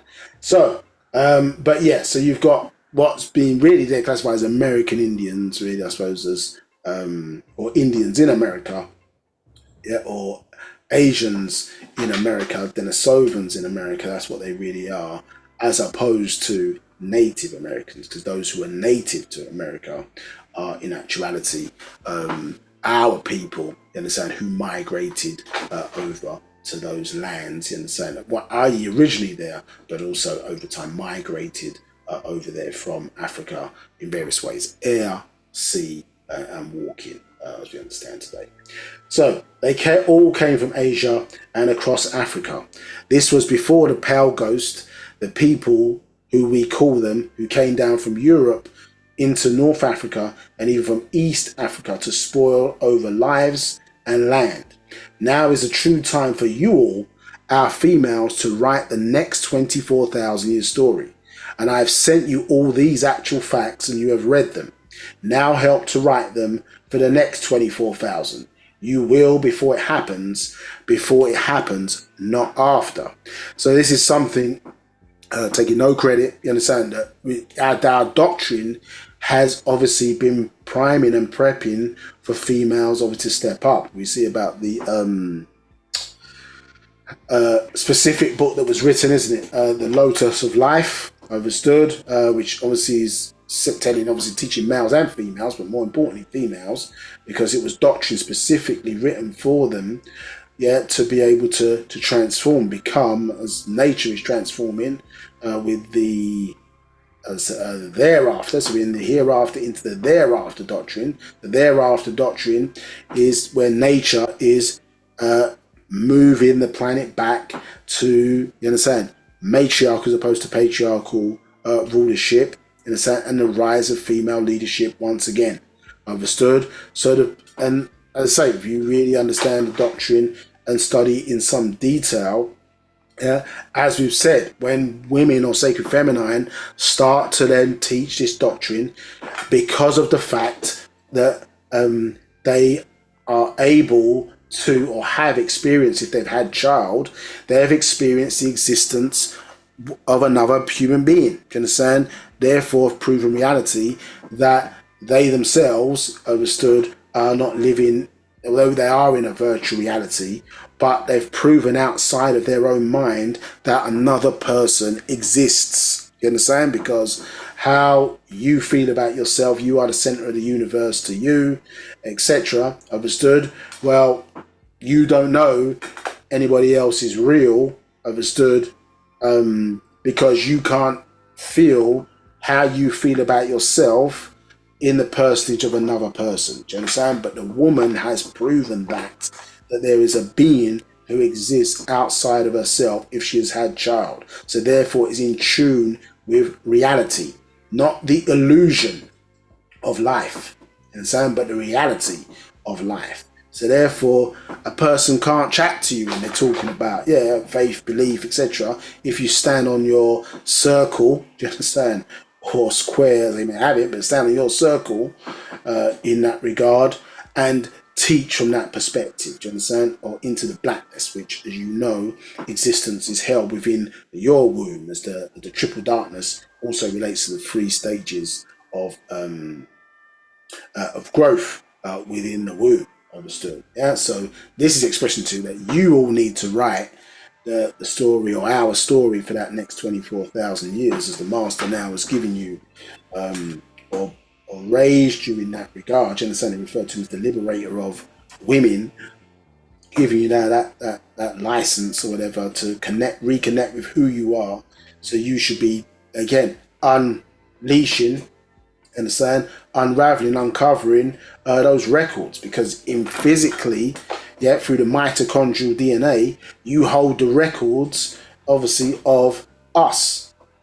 Our story, our historical records of us, through the mitochondrial DNA, which is why a person had to have a daughter.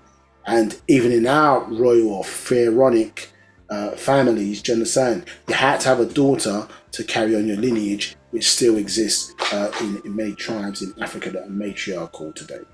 So, as it's saying here, it says, what tsunami will wake up the sleeping cobras in you all, not in you all, it's not quite clear there, but in you all, not just school them.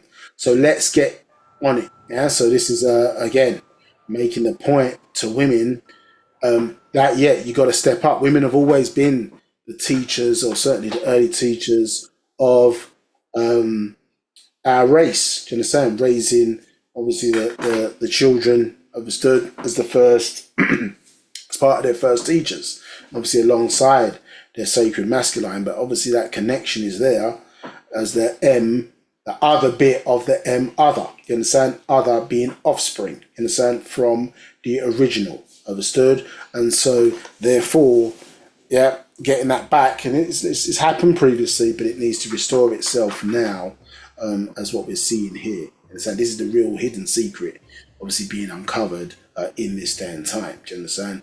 For the reasons previously expressed. Now it says, what sun will wake up the sleeping cobras? So let's get on it. Yeah, so let's make it happen. Is what the Paa Taraq is saying there. So, for it was Neanderthals of Europe who invaded Africa, and the Denisovans of Asia of East invaded the Dravadu, the black nappy-haired Indians who were the Syrians also of you all. Yet the Denisovans, Asians, mixed with them. That is why the East Indians have black fur hair. Now, so you all see, it's all clear.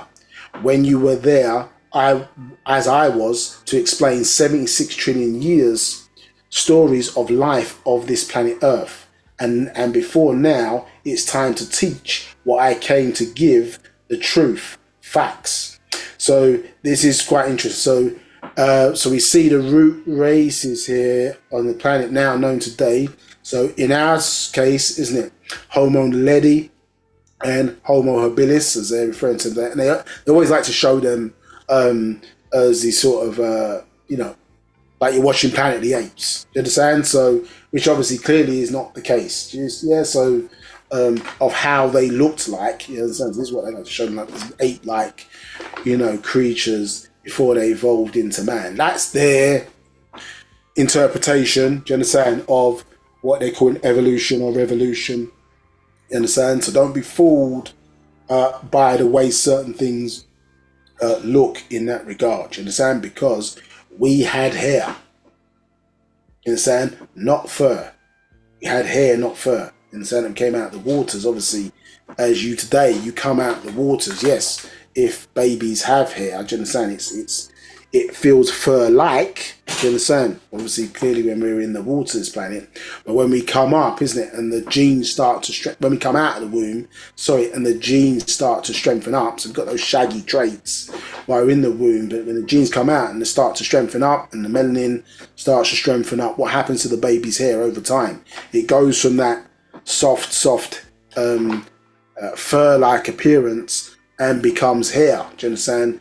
As the baby, taking the rays of the sun in the sand, which activates that melanin and strengthens the genes there, then what appeared to be fur becomes hair, instead of true hair in that regard. And the stronger the genes, the tighter the curls. Understand?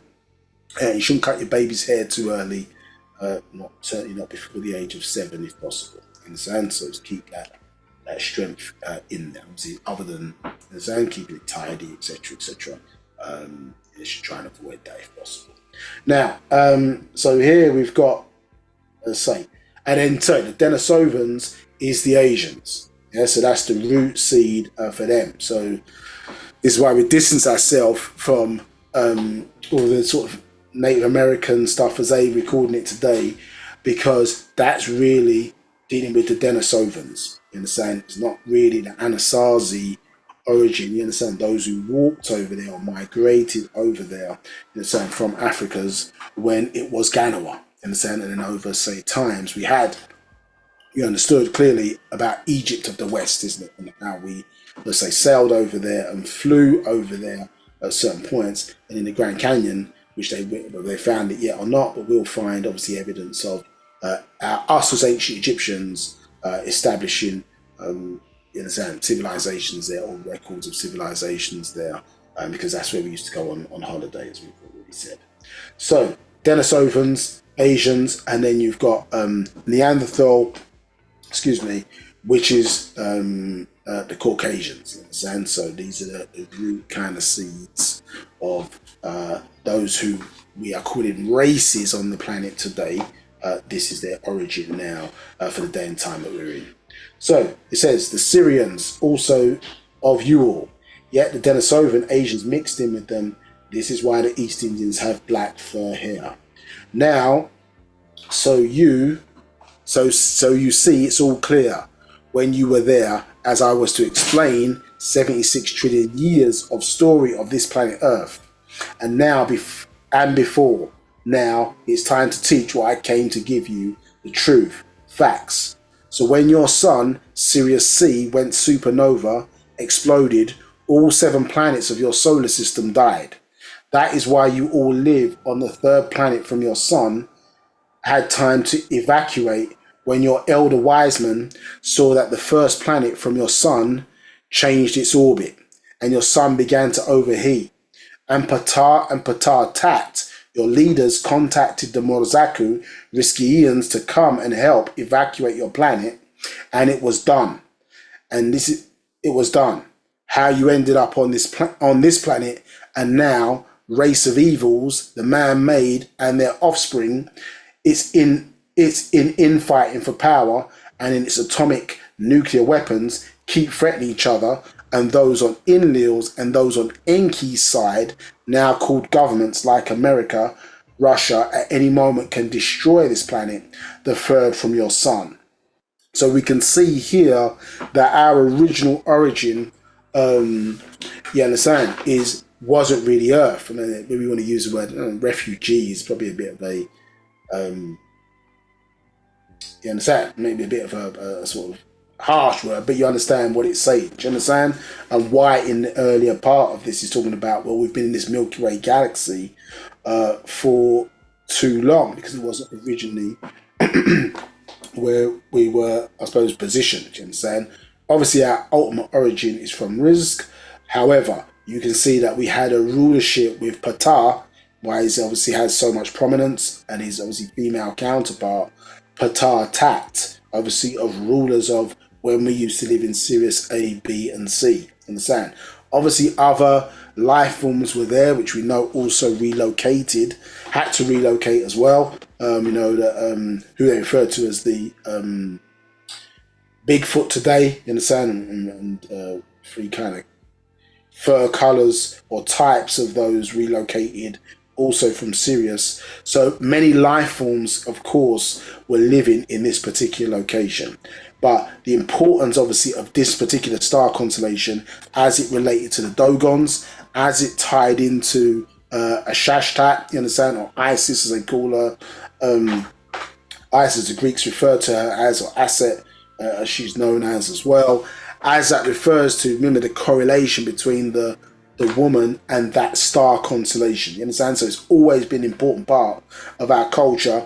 And if you read a book from the older school, Ancient Egypt and the Pharaohs, yeah, there's a whole section you can read about dealing with Aset, or Isis as they refer to her as, and it goes into the serious mystery in some detail. And the master teacher makes the point at that particular stage that there's much to know about the Sirius, or more secrets to be uncovered and more to know about the Sirius star constellation. And look at that, all the way in 2024, now you're getting the real.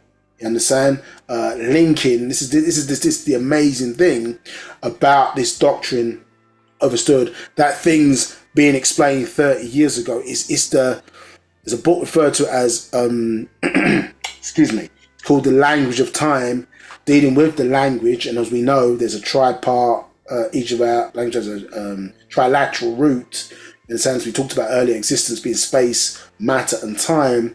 And the time aspect, remember, is also mind. So this being our individual, in a sense, is making a mockery of what they call time, because in this regard, something that's been expressed 30 years ago is then linking it now and explaining that same thing to you now, 30 years later.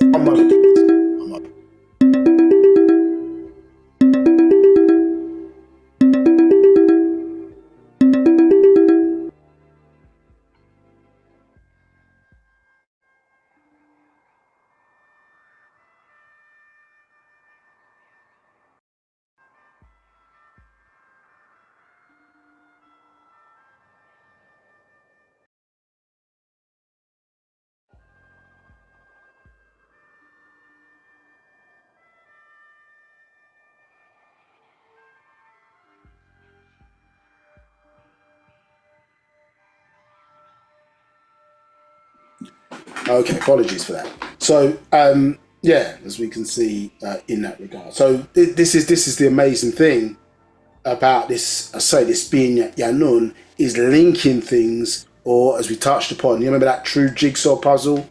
How we must put together the different pieces of this jigsaw puzzle. We had to put our story together, and how we had to do that, put books out of sequence, etc., to keep the knowledge away from those Luciferian forces that wanted to block the fact of, as I say, you receiving that true light, that black light, you understand, to transform you from mortals back into deities again. Yeah, so the only one really in this day and time who cared enough, yeah, and showing that divine love, sacrifice, all those things that had to go through to bring us this real knowledge, you understand, that we would never have received from any race on this planet Earth, even though they're the ones seemingly controlling the educational systems here on the planet, yeah, through Euro-Masonic orders.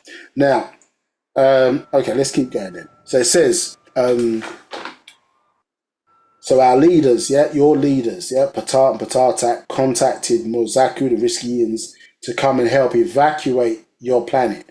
And it was done. And how you ended up on this planet. And now the race of evils, the man-made and their offsprings, in its infighting for power and with atomic weapons, keep threatening each other. Those on Enlil's side and those on Enki's side, now called the governments, like America, Russia, and at any moment can destroy this planet, the third from your sun. So many aliens come now and have tried to warn them, yet Enlil and his son Sin, Nana, who rule the US of A, don't listen and can in any moment destroy the whole planet. And we are trying to get the 144,000s of you out of here. So it's an interesting way that's phrased, isn't it? Yeah, 144,000s, in a sense, out of you, out of here. as I told you all again and again, the race, so not 144,000, but 144,000. Yeah? So a certain frequency range, so not just those, solely those, but it's giving you a certain identity, do you understand, about the frequency that these beings should be vibrating upon, you understand, and develop themselves to a level 2. So it says, as I told you all again and again, the race of evils only wanted to remove your minds the fact that you were divine. This is what we've been talking about, isn't it? Yeah. So they offered you things of the flesh and you all crave them. And now that it's time for you to rule this whole planet, you are not ready. Yeah? Look at what the race of evils did. Did I not tell you when their end times will come, 2000 AD, and is it not true? Just look at the colourless race world over, infighting. That is destroying them. And when I look at you all, what do I see from this hell? Infighting. The reason I am not with you all now. Our race of good have much of the ways of the race of evil. The genetic markers, the marks of the beast. Did all they live by work for them? No, look at them. Now on their news, fighting for power. And it's really their end times. And most of the race of evils under religions, politics, governments don't even know it's over. They say, make America great again. So they know it's gone. It's over. Can they bring it back? No, it's over for them. Now it's time for our people, the Nuwapians, Sabians, to start praying and chanting once again. And the heavens will hear you all and respond. Yeah. Baba Yananan. Yeah, so a serious update there, serious update. Understood, touching upon not only our origin of our story, but obviously the end times and the forces that are dominating, and how, as I say, we think that we can play both sides. Yeah, we think that we can, understood, yeah, take the benefits of this world, etc. Yeah, and try and part play Wu-Sabat, when there must be a separation, understand, over time, of separating ourselves from and expressing our genes is as what is seen as the race of good, understand, or positive, moving towards self-preservation, moving towards being in the image and after the likeness of our Natharu, and not of those Anunnaki on the side of Enlil and his son Nanar, which is really Jesus of their Bible, you understand, of Isaiah 14, verse 12, and Revelation chapter 22, verse 16. Yeah, as the bright morning star. Any questions?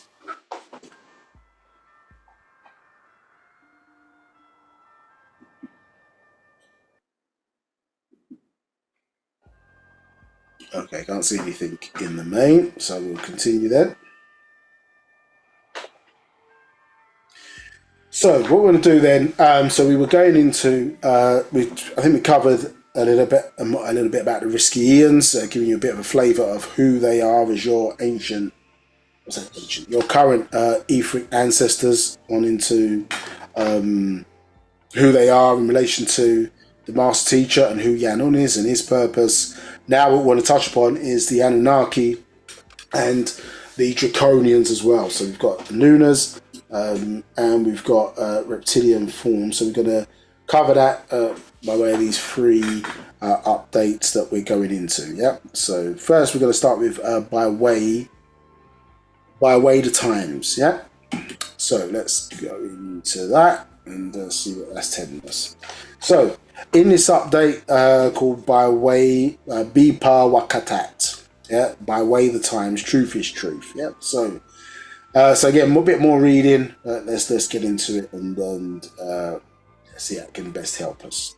So, verse 1. So it says, Nuwapians, make note of the words Tanshur, evolution, and Tadwur, revolution, are the same in meaning. So this is interesting. So we know the link between evolution and revolution, and oftentimes we may use the word revolution in a way that determines to say, okay, well, what they're talking about is evolution. What we're talking about is revolution, meaning to say that in the circle of space, matter, and time. Remember, their clocks go in a clockwise direction, but nature moves in this illusionary fashion in a anti-clockwise direction. When you look at the movement of the sun, obviously from east to west, then appeared to descend down into the sea and then resurrects itself again the next cycle or morning. Do you understand? Yeah, but here it's saying to us, okay, see them see them in the same meaning. So given a new breakdown here. So let's explore that, or it explores itself a little bit further in the update.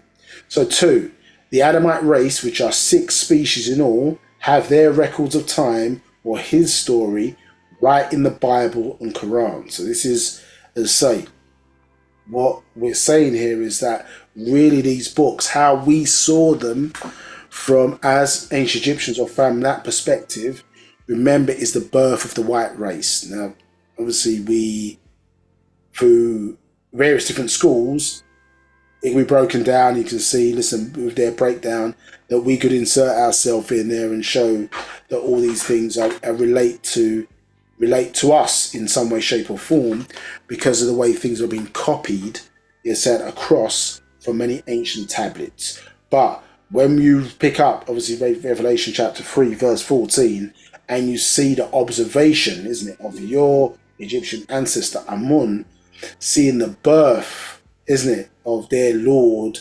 God, and from our perspective, that's what we're seeing it as. Do you understand? We're dealing with the Anunnaki and those. You're seeing it. Okay, well, this is the pathway leading to the birth of the Mukasu. Do you understand? And their books in this day and time, the Bible and the Quran, their translations, isn't it? They've changed it, manipulated it, as I say, created a version of scrolls and books that originally their deities, of course, meant to have them under a certain level of control, to keep them in civilized, do you understand? Keep them in order so they could maintain control over them. Understood? But as we see in this day and time, clearly that's not possible. They can't be controlled, they can't be ruled, they're simply unruly. Yeah, in that regard. Now, so verse 3, and we, the Patar, our story, which are 9 species in all, have our own record of time or our story in Egypt. And so making a clear distinction. So about 6 species, 9 species. Remember, in Wu-Sabat is terms known as physical ethers. So you have obviously ethers relating to energy, but physical ethers relating to species. And again, with the 9 species, we touched upon that, talking about the 9, of which Patar was the head of the 9. So he's the head of the 9. So it says 4, we are not the same creators or makers. 5, we are not the same inside or outside. 6, we are not of the same age of time. 7, their birth date record as a race. The ruddy reddish race began 4000 BC. That is 6,000 years back from 2000 AD. It was recorded on stone tablets and transferred to scrolls. Then books called the Bible and Quran in part only. 8, their makers requested for the right to make them in their own image and to be like them, as you clearly read in their own Bible, Genesis 1 verse 26. And it says, and God, Elohim, deities, yeah, so a plural, said, allow us, deities, make man, Adam, ruddy man, yeah, red Adam, red ruddy, yeah, so this is a version of the white race, yeah, called the Adamites, yeah, the red race, as opposed to the ghostational race, which is the Canaanites, understood, where they inherit the disease of leprosy or leper. In our deity's image, look like us after our deity's likeness, act like us, and allow them have dominion, rule over the fish of the sea, overseas, and over the fowl of the air, skies above, and over the cattle, the fields, and over all the earth, ground, and over everything, creeping thing that creepeth, crawling, squirming, wriggling upon the earth, ground. 9. So as you read, these Elohim asked for permission to make the white ruddy race 6,000 years ago. 10. And their request was allowed. Genesis 1:27. So God, Elohim deities, created man created, made man, Adam, red, ruddy, in his own image, look like him, in image, look like physically of the god Elohim, deities of the Pleiadians. Yeah, so another group of extraterrestrials introduced. Yeah, created, made, he, him, ruddy, blush man, male, zakar, to remember, and female. Yeah, nakaba, to breed. Created he, them, Adam, Adapa, and Eve, Hawa, and Titi. So I think if you remember, in O tablets in the 5th chapter, it talks about, I think, these being the 16th generation of Adamites, obviously, that the Anunnaki certainly were seeking to breed, and the Pleiadians have come in now and started their own version of that, and so them working together, and so for reasons we'll get into in later parts of this class. 11. Their Bible even tells you which time it was, the 6th day, as you read in Genesis 1, verse 31. And God, Elohim deity, saw everything that he, had made, and behold, it was very good. And the evening after 3 p.m. and the morning from 6 a.m. were the 6th day. 12. Now in overstanding days and days in their records, the day would be hot hours of a single day from 6 a.m. to 3 p.m. Then the cool of the day begins as you read Genesis chapter 3 verse 8. And it says, and they heard the voice of the Lord God walking in the garden in the cool of the day, and Adam and his wife hid themselves from the presence of the Lord God amongst the trees of the garden. Understand? So again, you're seeing, as I say, so you're not talking about, spirit beings. They're talking about physical beings who feel the temperature. You understand? I.e., also are interested in walking out in heat, interested in walking out in the cool of the day. Do you understand? If this is relevant to somebody who feels temperature. Do you understand? So if God is existing up there in heaven, in this particular location, do you understand? Or in this instance, he obviously feels temperature. He's concerned about temperature, or temperature's relevant, to be coming out at a certain point in the day, as opposed to, points in the day. No, notwithstanding the fact that what is he doing? According to Genesis chapter 3, verse 8, he's walking. Yeah, so he's walking, he's not omnipresent. Understand? Because he's in a location, understood, and of course must have legs, and other faculties related to a humanoid being walking. Understand? Okay, so 13. Overstanding that this is the day and time of mortals on earth under the sun. 23 hours, 56 minutes, and 6 seconds called a day. So that's how long it takes, basically, for the planet to rotate around on its own axis, understood, in one cycle. And this is why this shortfall of 54 seconds, as you can see here from the breakdown, is why you have to have, like we're in this year, isn't it, what they call a leap year, because their calculation is off, isn't it, by in this instance 54 seconds on a daily basis. Do you understand? So they have to calculate all that up and then add an extra day into the year to stick to their timescale, because it's not quite 24 hours. Yeah? So they're calling it a day, but obviously it's broken up into periods of daylight and shadow, and shadow time. So it includes both day and night time cycles, each of 12 hours, to make 24 hours in a day or a single day.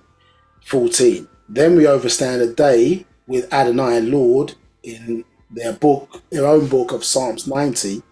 For 1,000 years in thy Adonai Lord's sight are but as yesterday when it is past, and as a watch in the night. And then so we should understand that when we're talking about day and night in relation to Earth, it's 24 hours. Obviously, once you step outside of the planet, understood, and you go into other planets, or you're even in other solar systems, that which a day relates to. So you got to think about what is the event that makes up a day. Do you understand? So it's the event that you're interested in relation to calculating time. So when that event happens, i.e. the planet rotates once on its own axis, we are referring to that event as the day. Understood? So if you are on Mars, for example, which has a different rotational speed, there's a different proximity in relation to the sun, then a day is going to be different. And when you then step into another galaxy, understood, what they're referring to as a day, you understand, is going to be based on the events or the characteristics that make up the events that they are then calling a day. So in this comparison or characteristic here, showing you that these beings who they're referring to, do you understand, where they are, understand, a day to us is 1,000 years to where they are. Do you understand? That's what a day is to them. So clearly, their longevity of life is much longer than that of human beings. Yeah? And obviously, in proximity as we would be to other life forms like insects, at 120 years to the lifespan, for example, of a butterfly or some other creature of that would seem, again, significant in comparison to those, when comparing those two creatures, yeah, us and certain insects, etc. Now, 15, like bee, or even the bee, we were touching upon, isn't it, a few classes ago. So 15, it's repeated in their New Testament, 2 Peter, chapter 3, verse 8. But beloved, not be ignorant of this one thing, that one day is with the Lord, Kuros God, as 1,000 years, and 1,000 years as one day. You understand? So this is now not just a simplified breakdown. We need to understand, well, how is that being calculated, isn't it? To understand what is going on. 16, and it's repeated again in the last testament, the Quran. Yeah, so First Testament, Old Testament, Second Testament is considered the New Testament, Third Testament is the Quran. Yeah, so the three of them linked together. He sends the regulation of the affair from the heavens to earth, and then on the day, which is equal to 1,000 years of yours, it will ascend to him. So before the Master was incarcerated, he was thinking about a class he was breaking down. He said he was working on a Bible, he was working on a Quran, where he was basically going to show that every verse in the Quran was taken from or copied from a verse in the Bible. You understand? So it's not a new book as the Muslims claim. It came after, in fact, obviously, a religion that was created by the Jesuit priesthood, you understand, and the Catholic Church, you understand, specifically, but executed by members of the Jesuits, understood, and in that regard, and showing you, that each, as I say, verse in the Quran is being copied from one in the Bible. He was working on that before he was released, but obviously never got released. A noble Quran, which would have shown that detail. You understand? To show you how things have been grafted, copied, etc. In the same, which none of it's our stuff, but obviously, remember, we grow up in this society. Some of us have been born into these things. I said born, but our parents were that, and so therefore we may have become that for those reasons. And so for that reason, the medicine is there, obviously, to show people where things really came from. So not necessarily subservient, to other races because they think some book is divine or spiritual or whatever, when that may not be the case. That's not the case. 17. So it's clear to them that there is man's day of 24 hours and there is the deity day, when each day equals 1,000 years. 18. So with that kind of counting, one day, 1,000 years, 7 days would equal 7,000 years. And in multiples, 49,000 years would make that of deities, or Elohim, Hebrew, and Alihat in the Quran, or Anakim in the Canaanite language, and Anunnaki in Babylonian or Sumerian language. Yeah, so all the same beings, and we went through, remember the breakdown of Adam being born on the 6th day, you understand, 42,000 years, you understand, and then the 7th day or last day of 7,000 years, isn't it? Yeah, 7,000 years, which is 6,000 years, the last part in their cycle, it becomes the first 1,000 years, so that excess 1,000 becomes the first 1,000 years of the new 24,000 year cycle. So the 24,000 year cycle that we're calculating ended, excuse me, at 48,000 years of their cycle. So the ending of their 7,000 years becomes the first 1,000 years of the new 24,000 year cycle. Do you understand? Remember, we've said it many times before. That's why the number 13 is a bad luck to them, because that 4 plus the 9 equals 13. Do you understand? Some buildings they even construct a 13th floor because it's the end of their time. Does that sound like Prince's song, isn't it? They're singing, about them being out of time. Excuse me. So they consider that to be the completion, or the ending of that cycle of those beings. Now, what are we saying here? So 19. So 6 days, or the 6 day. Oh, there we go. So the 6 days, or the 6th day, would be 42,000 years. 1,000 times 7 equals 7 times 7,000. Equals 7,000 times 7, 49,000. 1,000 years short of the 50,000 years of Jubilee. They're his story, recorded in the Book of Jubilee, chapter 5, verses 1 to 10, by Jubal, son of Cain's son Enoch, and Genesis chapter 4, verses 20 to 21. 20. This is the grafting and making of the Adamite race of ruddy, blush, pinkish, reddish, pale, spotted leper race on earth.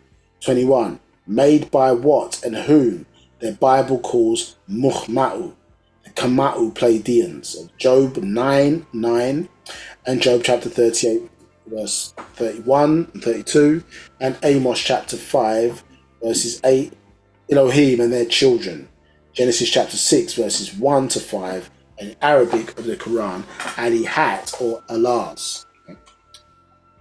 Bear with me 1 second. Any questions?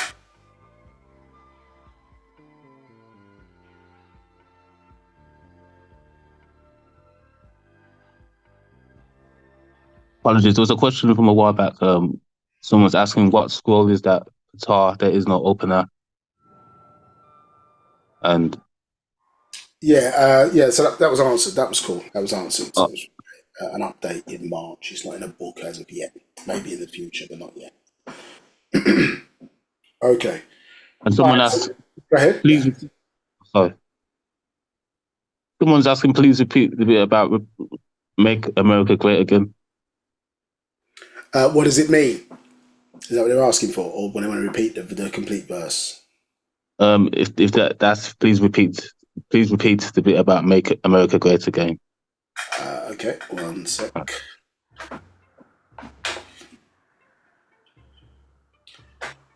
So this is really talking about it's their time's over. So we will start from there. So it said, did all they live by work for them? Yeah. So did all what these Caucasians have done, in the last 6,000 years or more acutely, in their industrial age, has it worked for them? So saying no. Look at them now. They're news fighting for power, and it's really their end times. And most of the race of evils under religions, politics, governments don't even know it's over. They say, make America great again. So they know it's gone, it's over. Can they bring it back? No. So remember, they're saying that they're acknowledging the decline. Does that make sense? Yeah, and it's over for them. And now it is time for our people, Nawapians, Sabians, to start praying and chanting once again, and the heavens will hear you all and respond. Yeah. So it's not only a decline in their society, isn't it, as they talk about in their Revelation chapter 18 of the fall of Babylon the Great, overstood, which was a combination of all of their previous civilizations before, from Babylon, ancient Babylon, ancient Greece, ancient Rome, and this fourth civilization will be a combination of the three that came before. It's going the same way. And Martin, in a recent update as well, explained, isn't it? Because remember, their ancestors, the Pleiadians, limited the amount of time within their genes that they were to live for. Yeah, it's referred to as a telomerase. Understand? So linked to telomeres, it's called the telomerase, and it was due to expire, obviously, 6,000 years. So those certain groups of Caucasian, understand, with the rhesus negative the gene trait, you understand, that they're seeking to remove. One of the reasons for COVID or COVID-19, understand, the end of their genetics will be around 2060. You understand, there'll be no more of those pure seeded Caucasians left. So they only gave them a certain amount of time within their genes to live by. So that decline is what that's saying. Make America great again, because they're acknowledging their decline. Understood? Both of their society, but also physically. This is why you're seeing, and I was touching upon this in an update, where you're seeing now, deodorants, for example, and things of that nature, which are, you understand, 48 hours, give you protection for 72 hours. Who needs a deodorant for 48 hours or 72 hours if you're washing yourself once or even twice a day? You don't need a deodorant for that long. It's because, you understand, their decline within their genes is coming more to the fore, so they're having to build, stronger products, etc., to hide this decay, obviously, that's taking place in the genes. Remember, when we say no one wins a race in racism, and more people in actuality on the planet Earth are more on the, you understand, on the Nagar side than they are really the true Caucasian side. But because of the way people have been fooled mentally and brain dirtied, you understand, in that regard, they don't see it like that. They want to be, you understand, in the image and after likeness of the ghostational beings. Understood? Yeah. In that regard. So hopefully that deals with your question. Okay, so let's get back to where we were. So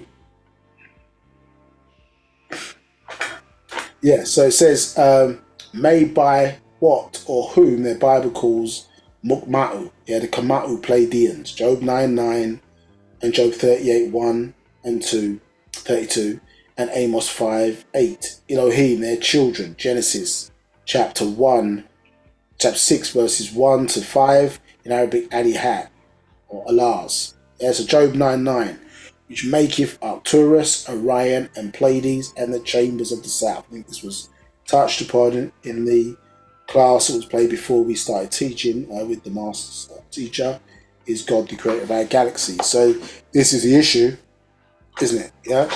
Why are these three constellations in a galaxy that has up to 100 million stars? You understand? So obviously those who were responsible for writing this book had links to these star constellations, and obviously in particular came from Pleiades, understand? Directly in relation to the creation of the Caucasians. Job 38:31, canst thou bind the sweet influences of Pleiades, or loose the bands of Orion? And Amos 5:8 says, seek him that maketh the seven stars and Orion, and turneth the shadow of death into the morning, and maketh the day dark with the night, it calleth for the waters of the sea, and poureth them out upon the face of the earth. The Lord is his name. Yeah, and in Genesis chapter 6, verse 1 to 5, we know about the sons of God coming down, isn't it? It says, verse 1 says, and it came to pass that men began to multiply on the face of the earth, and daughters were born unto them. 2, that the sons of God saw that the daughters of men were fair, so ghostational skinned, and they took them wives of all that they chose. 3, and Lord said, my spirit shall not always strive with man, for he is also flesh, yet his days shall be 120 years. 4, there were giants in the earth in those days, and also after that, which they don't say what took place, you understand? So also after that, after what? They don't say. So it's the mission there. When the sons of God came in unto the daughters of men, and they bare children to them, the same men became mighty men, which were of old, men of renown. 5, and God saw that the wickedness of man was great in the earth, and every imagination of the thoughts of his heart was only evil continually. Understand? So when we talk about race of evils, understood, this is even a term that they're acknowledging in their book, and in relation particularly as well to the combination of these sons of gods and daughters of men. So where did this wicked mindset understood come from? Where did this cannibalistic mindset come from? When you look and read the book of first books of Enoch, for example, and what this combination of beings of these sons of God were going on with, obviously on the planet.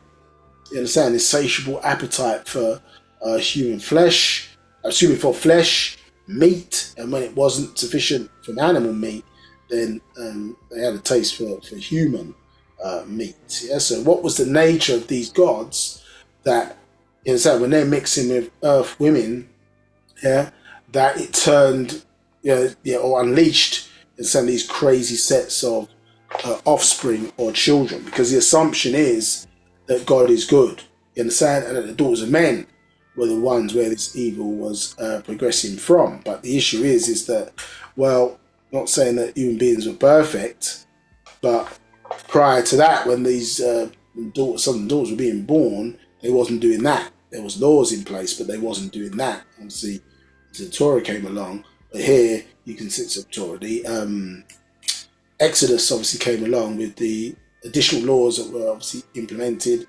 but we know there's 613 laws in the Torah, not just the 10 Commandments that they promote, both in theirs and more so the Christian religion.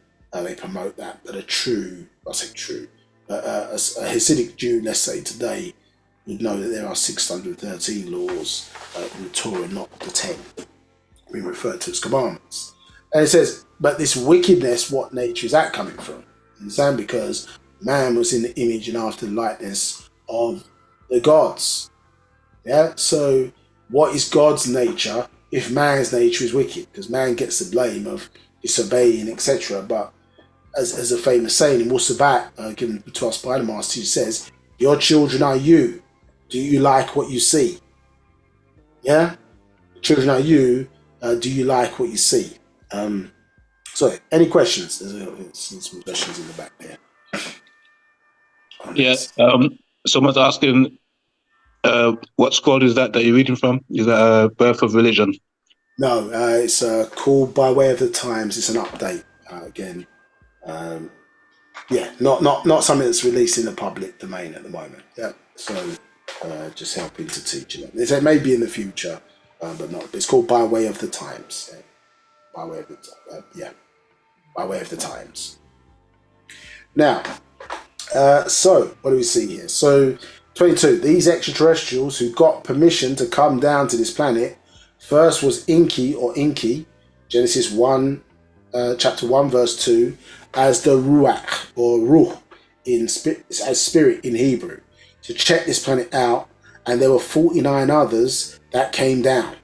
Genesis chapter 1, verse 2. And the earth was out form and void, and darkness was upon the face of the deep, and the Spirit of God moved upon the face of the waters. Yeah, so this there was a being named Inki. Yeah, his name means En ruler, Ki means earth.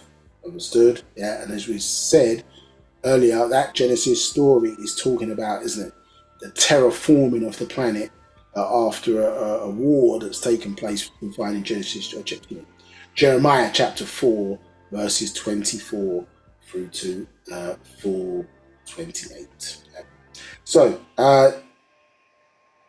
so 23. In the Sumerian doctrine, they are called the Anunnaki. So we see here a breakdown of the term Anunnaki. So Anunnaki is an event, but it's obviously associated with people, but really it's describing an event. Yeah, so it said Anu, yeah, the N bit there is sent, Na, down, understood, and then Ki, obviously, is the Sumerian way of saying earth, which then gave birth to the Greek way of saying earth, which is G, you understand, or geometry, geometric, you understand, geology, understood, yeah, that's all from Ki. Understood? Yeah, as in Ki or Qi, Ki. So, saying here, and so Anu was their most high. It's not really a term that's used in our culture, because when you look at the various different positions, it all goes in. Eventually, it's still goes. But even when you deal with Ray, you understand, in relation to us, Ray is a position. You understand, as it was expressed. You understand, in the mystery order too. It's a position. Ray withered, Ray aged. Like you can have somebody sitting in the seat of president. Understood? Yeah, the seat is their time immemorial, but those sitting in the seat will occupy for a certain period of time. They die, don't they? And they grow old and they die. In some instances, prematurely so. Do you understand? So this is what happens for those, but the seat still stays there. But if you think about it, in the US, for example, they still refer to the previous people who have sat in the seat as Mr. President. They don't say, well, in some instances they might say, oh, that's President Bush, that's President Obama, but they refer to the seat or the position, even if the person is not active, like you've got President Biden in there now. All of the previous ones are referred to as Mr. President. So the seat is immemorial, but it's a term or title. So that's how people have to start seeing the Most High. Even Anu of the Sumerian doctrine was in a group. Yeah, you read about that in their Bible in Psalms chapter 82, verse 1 through 6. Understand? Yeah. So we've done this before, isn't it? Yeah. Like in England, maybe not so much in the American system, but in England, that you have the prime minister amongst ministers. Yeah. So that's the prime. That's the Most High of ministers. Understand? And as we've expressed before, all of it's related to stars and suns and cosmology. You understand? An astronomical astronomy, not astrology, astronomy. Yeah, movement of star constellations. Because if you hear the word minister, it's mini stars. Yeah, prime mini stars. So it's all these configurations. Where do we find that science of matching things from the heavens here on earth? We find that in ancient Africa, ancient Egypt. That science, understood. So, as ancient astronomy as opposed to modern astronomy. Now, it says the Anunnaki, who used other extraterrestrials as slave workers, such as those of the Orions at the northeast point, beings of Aldebaran and Pleiades, under Draco, or the Morganu reptilians evil, who work with the other side of the Anunnaki that is led by Enlil and his sons. So this is important, and this is interesting. When you start reading, or when we start looking at a lot of this extraterrestrial intervention, or we start adding up to the story, you can start to see now and take away the sort of biblical simplicity, ABC-ness, yeah, of certain events that have taken place in both our story and his story. We can see certain traits of where they came from. You understand? So slavery or the use of slaves, etc., as we can see here, who's it coming from? It's the nature of their deities. Do you understand? Where these traits are coming from, the nature of these to use others in that regard to their own benefit. So there's certain traits of extraterrestrials. That's who they are. Understood? And that's their culture, and that's how they work. So clearly, if they're going to make beings in the image and after their likeness, those traits and behaviors and characteristics, so on and so forth, are going to be within the offspring that they produce. Yeah, unless changed or civilized out otherwise. So here we see, they're under who? The Drake beings from Draco, yeah, or Morgana, the reptilians, which we'll touch upon, if not in this class, the next part of this. So who work on the side of the Anunnaki that is led by Enlil, ruler, remember, Leo of the skies. So this is a position, it's not the name of the individual. The individual name is Nudin, and his sons. 24. And on the other side of the Anunnaki, Anakim, who also under Anu their father, the Most High, are the Reticulians or Meldikians, who once lived on Rizq, yet made their home in Rigel, the lower or southern east of the Orion stars and Andromedans. Yeah, so we were reading about this, I think it was in the last part of the class, last part of this as well, if you remember, where because of the crash in the story referred to as Nibiru, hitting Meldek, some of the inhabitants of that world were able to basically live or were inhabit risk, understood, as compensation, obviously, for their planet being hit. Yes, they were relocated to risk, obviously, for a period of time. So, 25. So, Enki defected. Yeah, so this Nudimir, or Nudimir, obviously, Enki, defected and joined onto our ancestors, the Muntharu, children of Panatharu, in Africa. Yeah, so somebody's asking, well, can I read more about this? So this is in, when me serves me correctly, I think this is in his story.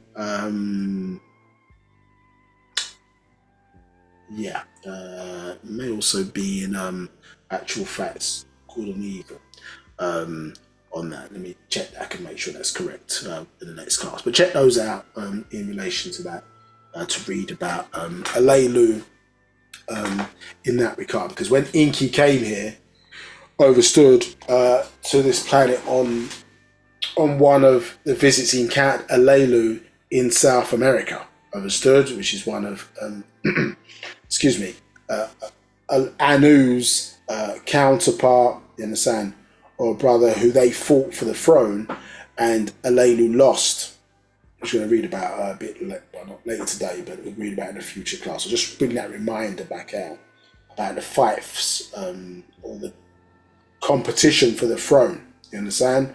So Alelu relocated here to this planet, overstood, and Enki encountered him, and he was warned because Alelu had knowledge of the ancient records, whereas Enki did not, understood, and he mixed in with the Sands people in South Africa, or us as the Sands people in South Africa. Do you understand? And this obviously introduced now the Anunnaki genome onto our genes, which is why the bee known as Parnababi Anun. Remember, we showed you in the previous class that the being is coming from two sides, the Anunnaki side and the Natharu side, into the one being, to be able to deal with both natures. You understand? Our disagreeable nature as well as our agreeable nature, because Enki mixed in. He wasn't aware, basically, that the Sands people were under the protection, do you understand, or obviously a project in this instance of the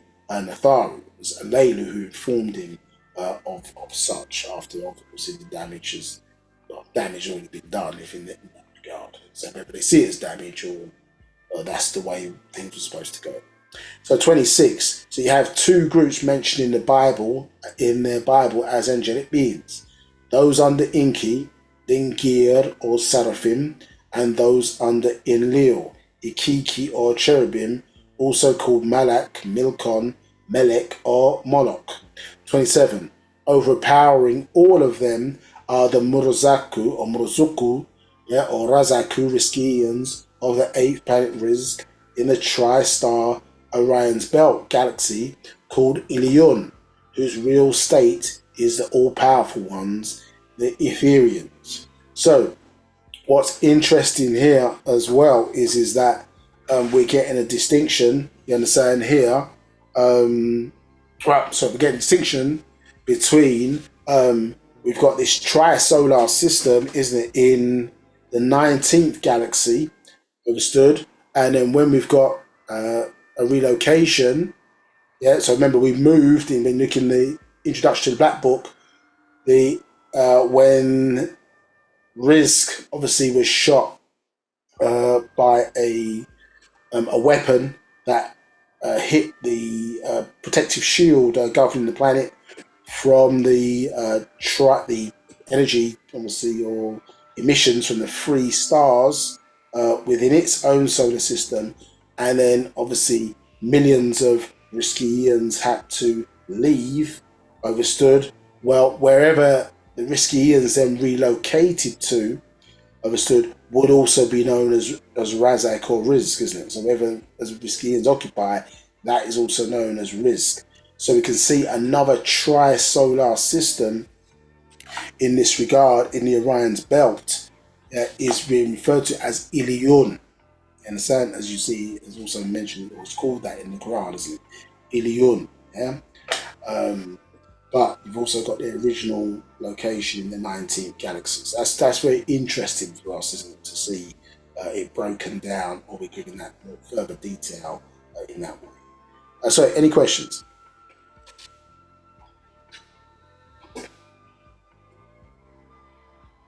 So yeah, LaShawn Price was asking, so the eaters of flesh and drinkers of blood were the Nephilim? That's one question. Nephilim traits, yeah? Is that what they're asking? They're Nephilim Asking, traits. they literally say the eaters of flesh and drinkers of blood, were they the Nephilim? I think biblically speaking, were they the Nephilim? Yes, so it resulted that so those traits were from the Nephilim, but it became a characteristic of their children. You understand? Yeah, so they're known as I think the uh, Anakim in the Bible. You understand? Yeah, so those with the long necks, as they call it as. So the result of the mixing, it was the children who started to exhibit those traits. Yeah, the referred to as mighty men. Yeah, so the Nephilim is talking about the 200 fallen ones who mixed in with those daughters of men, and then the result of that, or the children, is where those cannibalistic or this insatiable appetite for flesh arose from. But of course, yes, um, the nature of those individuals who came down, they were also flesh eaters. So, but the issue was that as it's on Enlil's side of the family, but the issue was they were never supposed to mix their genes in with the human beings. Understand? This was a breach of their laws, particularly on Enlil's side, because he was against any sort of dilution of the genes. Understand? He was interested if they needed additional human beings. He was interested in the cloning process, not giving human beings the ability to, as we saw, they had the ability to procreate on their own by coming together as male and female, understood, at will, as opposed to, you see, where most animals come together or have a mating season, so they come together for a certain period determined by the season and then they stop. You understand? Whereas human beings, in this instance, or the Adamites in this instance, had free will around that. So Enlil was had a very different view of how human beings should progress, or these Adamites should progress or procreate, as opposed to, and very different to what Inky felt in that regard. So those 200, as I say, were committing a crime or or going against the laws of their own rules by mixing in with these Adamite women. Do you understand? So effectively, whatever, they were looking at them through screens on bases in orbit. You understand? And obviously caught their desire overwhelmed them. You understand? Like a lot of NBA players looking at Instagram models, I suppose, and then they ended up messing with women that maybe they shouldn't do. So this is what happened, and that gave birth to this crazy set of cannibal type behaviors that got introduced into the genome, and as a result of that, they were condemned. And then locked into this planet without a physical body, you understand, but their spirits were trapped here, you understand, for the breach of those laws, known as the 200 fallen angels, or Nephilim, you understand? Excuse me, which one of them looks like, or one has the same name, or certainly looks like Quincy Jones, if you're looking at old books, as Jabal. Yeah, so they've been causing havoc here on the planet ever since. So here we have, let's say, two groups, those under Enlil, called the Ikiki. And so remember, those who stayed and observed is what Ikiki meant. So they were supposed to stay and observe what was taking place on their starship, understood, out in the orbit of the planet Earth. They was not supposed to come down. Understand? So 200 of them breach that laws that we just discussed. So all the cherubim, also known as the Malak, Milcon, Malek, or Moloch. Yeah. 27. Overpowering all of them are the Mozuku Razaku Riskians of the eighth planet Risk in the tri-star Orion's Belt galaxy called Ilion, whose real state is all powerful, the Etherians. So this is why I say when we're talking about a kind of most high concept, as you can see, the most powerful there, as we recognize, isn't it, is a group.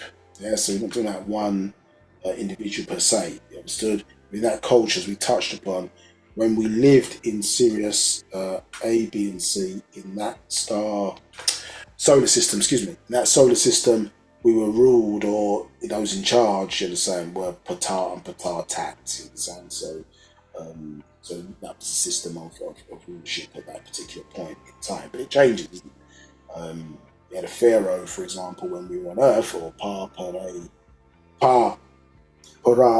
Aha, the Temple of the Sun and Moon, was the point person, for example, between the link of us on Earth and, you understand, the relationship to the Nathar at that time. So that person could be considered the highest person ranked on Earth in that culture. So we have different systems, and so that's what to get people's head around, or the mindset to get around these different systems when we're reading relevant aspects of our story or his story.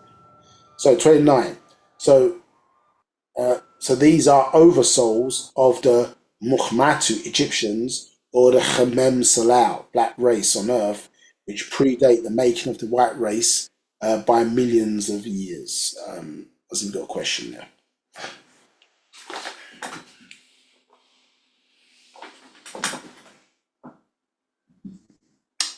Is there a question?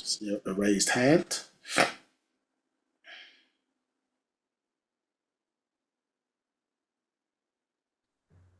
You got a question for Patar Amunve? I think he's raised hand there.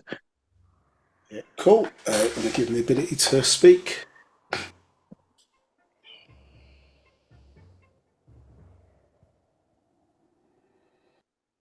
Tua. Go ahead. Go ahead. Go ahead. In terms of the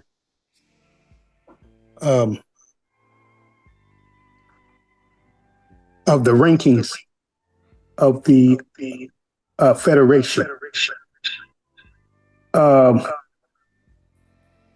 can you explain the rankings of the Federation? Let me see. Just bear with me 1 second. Let me see if I can pull something on the screen just to show that. So, in terms of, if you're talking about the Galactical Federation, let me deal with that just before I try and find this thing on the screen. But if you're talking about the Galactical Federation, then not all groups of extraterrestrials consider themselves part of that group. So, but the Riskians will be, I suppose, head of that federation or part of that federation. It's like saying on Earth, for example, that some things we would use the term natural, for example, and then we'd have another classification to say something is man-made. Understood? So if you're part of the group, let's say, of that federation, then what you do, and this is done in line with that group, then it would have the classification of natural. If you're not part of the group, then it may have the classification of man-made.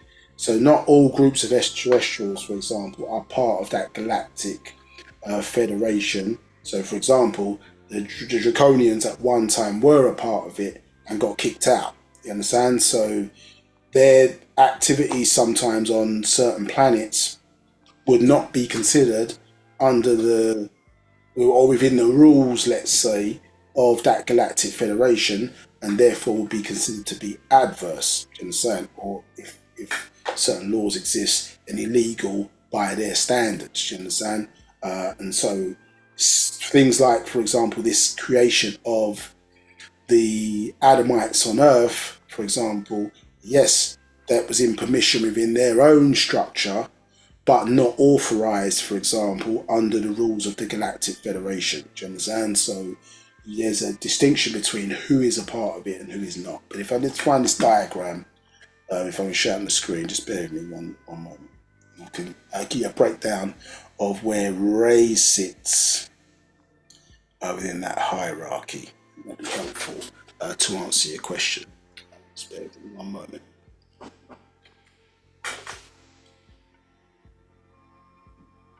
Huawei. Well, so who would Go ahead. Yeah, I'm looking for that. police the draconian?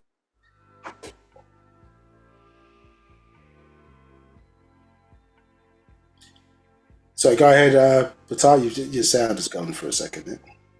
Okay. So who would police the draconians? So the Galactic Federation would police the universes on into the multiverses, omniverses. Do you understand? So those who are part of that, the Riskians would be considered to be the police. Do you understand? Of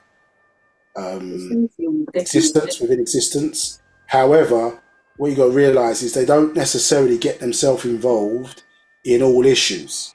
Understand? So what we may consider to be an issue of involvement for them, it may be adverse, but it may not be within their remit to deal with directly. Do you understand? So some things are under or between various groups or races. Obviously, if it becomes a major issue and a threat to their remit, which is maintaining things within existence, then they will have to intervene in a way that doesn't necessarily breach or corrupt certain rules that they're seeking to maintain within existence. So the reality is that you've got positive and negative within existence. So they'll intervene in certain issues, but in other issues that at a certain point might be seen to be too lowly, or do you understand? Like it's nothing to do with them, so they won't intervene and manage every aspect of the lives of individual races. Do you understand? So they're very circumspect about what they intervene in and what they don't, because obviously if they intervene in certain things and it alters the fate in a way that I can say has unforeseen consequences, do you understand? Then it could affect things in a way that's not understood. So they only intervene in certain things. They're not controlling every aspect of all things that are going on. Do you understand? Only when it becomes a major problem or an issue do they then intervene. I think we probably ain't got time to cover it in this class, but there's an example that we've given, and even Anu is a similar. They behave in a quite a similar. Not say that they are Anu, but mean to say they behave in quite a similar way, where they only intervene in certain issues or aspects. You understand? So where we might think, well, why didn't they intervene to stop slavery before it happened or something of that nature? People might say, well, why didn't they intervene in that regard? Well, the reality is that we had the ability and powers, if we developed ourselves, to defend ourselves against that situation. Do you understand? Obviously, when we didn't, and then we were then subjugated, then they intervened afterwards. But we're in the situation for what we failed to do rather than for what we did. Do you understand? So, and even in that regard, how their intervention is working is by bringing in a teacher, in saying to teach us and then test, well, who is more Anunnaki and who is more Natharu? Do you understand? Okay, you want to be Natharu, then we provide a route for you outward. If you want to be like the Anunnaki, then you're going to feel the fate of that, just like the Mukasu is going to feel the fate of that. So it's our choices, understand, in that regard, and we really have a lot more power to resolve issues than we think. Now let me just jump in to this diagram. Show the screen. Can you see the screen now?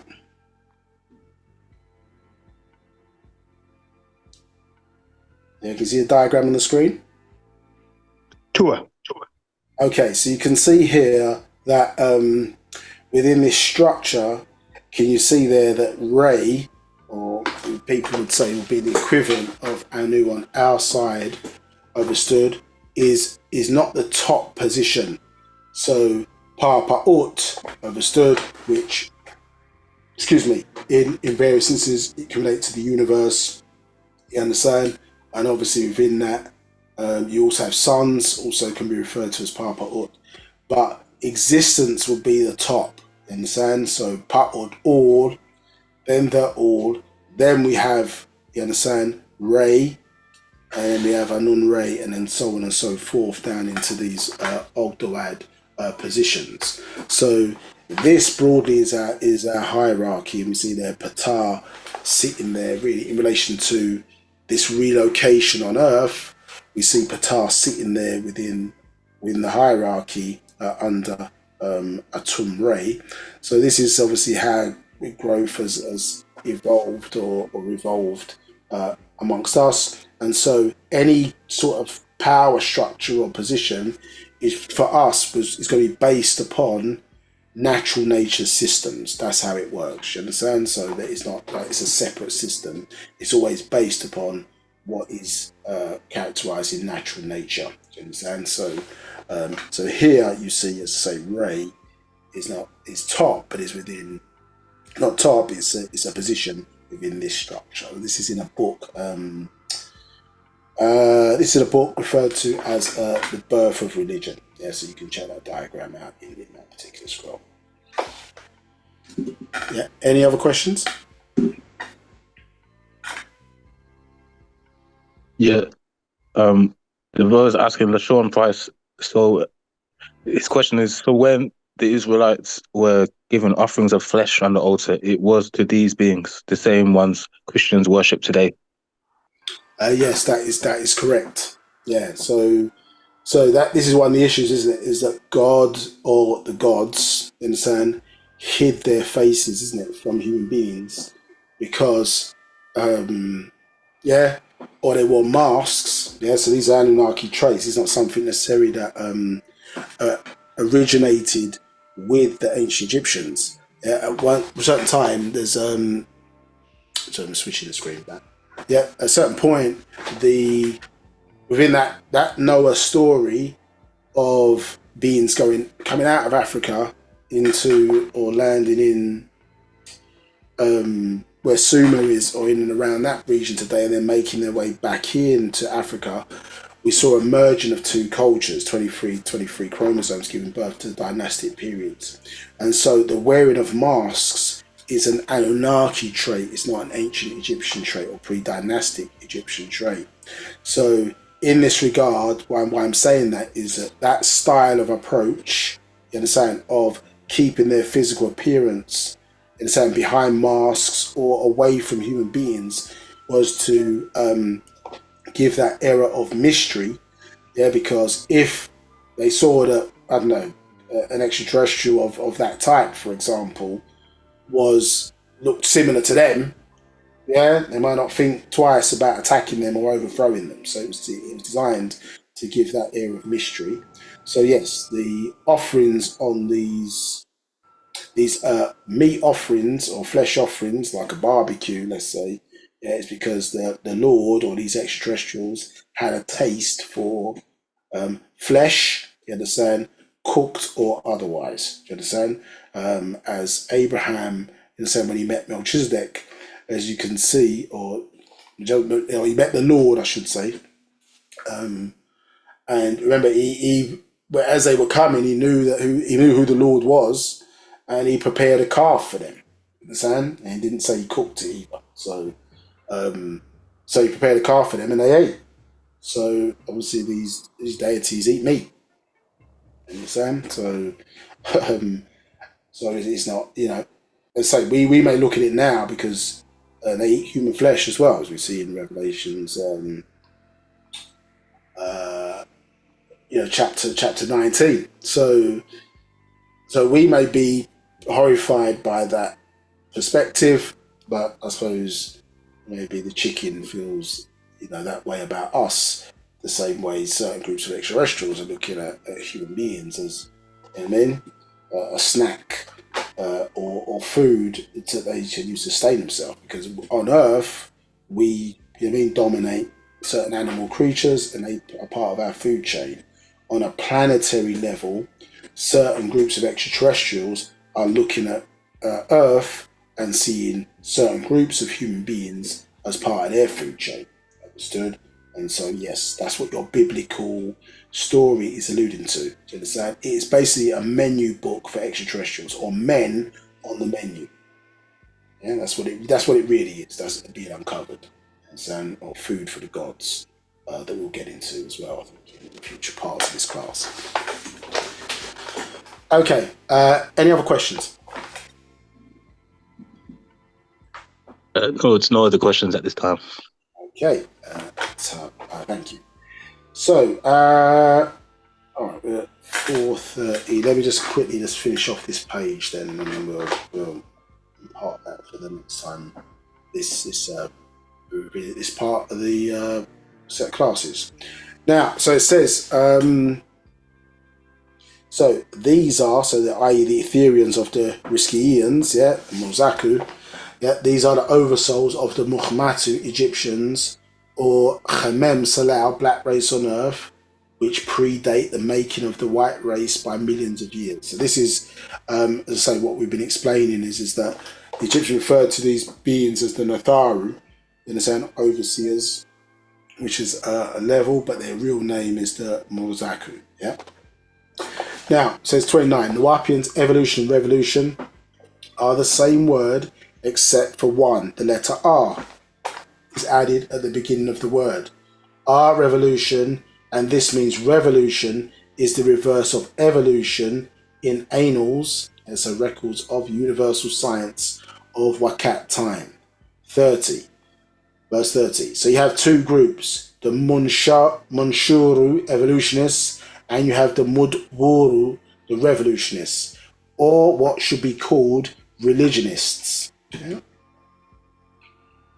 31. Evolutionists of the Adamite race claim that they came from simians or ape, monkeys born with tails, some born tailless. Yeah, so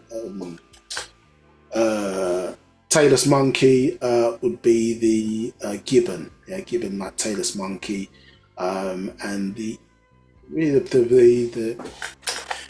amazing thing about the gibbon is one of those simian life forms that has a working thumb. Do you understand? So if you, for example, if you look at your hand, one of the characteristics why us as human beings are highly advanced and able to develop over and above a lot of creatures in the animal kingdom is because if you take your thumb, for example, and you touch the tip, you can touch the tip of your thumb with the tip of each one of your fingers. Do you understand? And so having this working thumb, understand, is a characteristic of one of the characteristics of these tailless monkeys. So you get tailless and tailless monkeys, different types used in the progression or the adding of. In the Adamite race, that's where primarily their base root comes from. In ourselves, I suppose it was added in later as a result of tampering with our genetics. So 32. Revolutionists or religionists of the Adamite race claim and advocate that they were created from dust, mud, clay, loam, and a spirit breath was blown into their shell. 33. It just so happens that both opponents are half correct. So now we know that when we're using evolutionist and revolutionist, one obviously is born, or they consider themselves to be from scientific, isn't it? Maybe about the element of divinity there. And then we've got the revolutionists who are those who talk about more from their divine origins, you understand? But obviously we know this is related to, really in this context, extraterrestrials, you understand? So you've got new ways of expressing how we use these two terminologies understood within Wu-Sabat, you understand? So 33, it just so happens that both opponents are half correct. 34, because the whole correct answer is a combination of both groups were made and grafted into evolution. 35, both groups do not start from the beginning, as you see in the Bible and Quran. Beings such as angels or Elohim had existed before Adam as well as the planet Earth. That's clear in their creation story of 6,000 years ago, found in Genesis 1, chapter 1 to 25. 36. You see Nawapians in Genesis chapter 1, verse 2. The spirit of Elohim deities came down here, it says, and the earth was without form and void, and darkness was upon the surface of the deep waters, and the Ruach or Ruh, spirit or soul of God, Elohim deities, hovered upon the face of the surface waters. 37. Yet when you read Genesis chapter 1, you see the word created, which is a mistranslation in Hebrew. Hebrew Strong's number 1254, which means to cut down, select, choose, do, or make. Genesis chapter 1, in the beginning, God created the heaven and the earth. Yeah, but we see here, as it's shown in the diagram, the word bara is there. You understand? Bara. You understand? Which means to make. And in fact, the Hebrew name for Genesis is bara shif, isn't it? So bara meaning to make, and then shif means six. You understand? So six reconstruction of making. Do you understand? Which is taking place as opposed to create, as they're using create, which is mean starting point or origin, or to create out of nothingness. So when in actuality the word means growth. Is that in etymologically wise in English? Yeah, it means growth. But here, what they really should translate it as is make or remake. Now, 38. In Arabic, you also find the same word used for an attribute of their deity who they call Allah. You will see his 12th attribute, Al-Bari, is the maker stroke producer. So Al-Bari, maker and producer. So it said 39. It's also found in the holy book in the Quran, but never as creators. Only the maker, one who makes, is to use what exists already. The word make is from Macian or Macian, to build, manufacture, not to create. Yeah, and from the Latin word creare is to cause to come into existence, originate, bring about. So Hebrew word bara, Arabic word al-bari are the same, to make, not create. Now look back at Genesis chapter 1 verse 1. In the beginning God created the heaven, the sky above, and the earth, solid ground. So no deep water is mentioned, no liquid, only the sky and the ground. So the place was here covered by deep water when the ruach, spirit or soul of Elohim came down here. 43. And then Genesis chapter 1 verse 21 in part, and God created, bara made, great whales. 44. First it is known that whales are not fish, yet mammals, which are large, warm-blooded sea mammals that breathe air. 45. These same sea mammals that breathe air were once on land, had hips, and will drown if they don't come up to breathe. 46. So to say Elohim created the great whales that moveth, which the waters brought forth, is wrong. Whales were on land, then went into the waters. You understand? So you can see ancient studies have found that. And in fact, some of our ancient records talk about us as a Sar being on land and then going into the waters. You understand? Which is describing this particular change here, as we can see the link between ourselves and the dolphins. Okay, I'm going to stop there just because of time. So we've reached that point for the class today. Is there any other burning questions before we close out today? So we get back to now. At this point, no further questions at this point. Tower hat, about Katniss. I appreciate that. Let me get back to now. Okay. Right. So we're back again. Go ahead. So it looks like there's one come from Patsy Ferguson. She said yes, but she hasn't actually asked the question. Patsy Ferguson. Okay. Let's see if you can post it or raise your hand to ask it.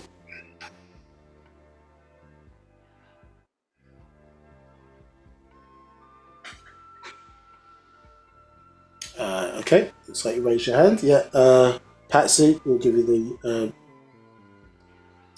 ability to ask a question. If you can do Seneca. Yes, I'd like to ask a question. Yes. Yeah, go ahead. Go ahead. Yes, good afternoon. Thank you for the webinar and the information. Always appreciated.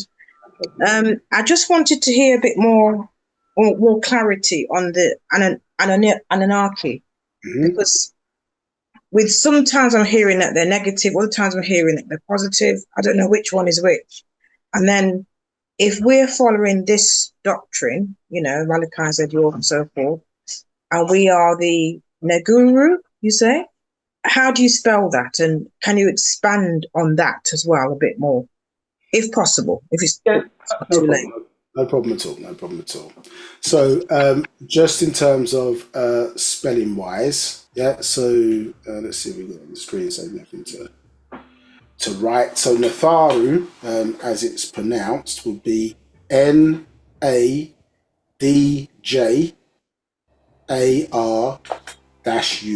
So that's N. Remember ADJ. Yeah. AR-U. Natharu, and so that DJ is pronounced like a it's more as a TH sound for the pronunciation. Yeah, so it's not Najaru, it would be Natharu, like a TH sound, because it's a single letter.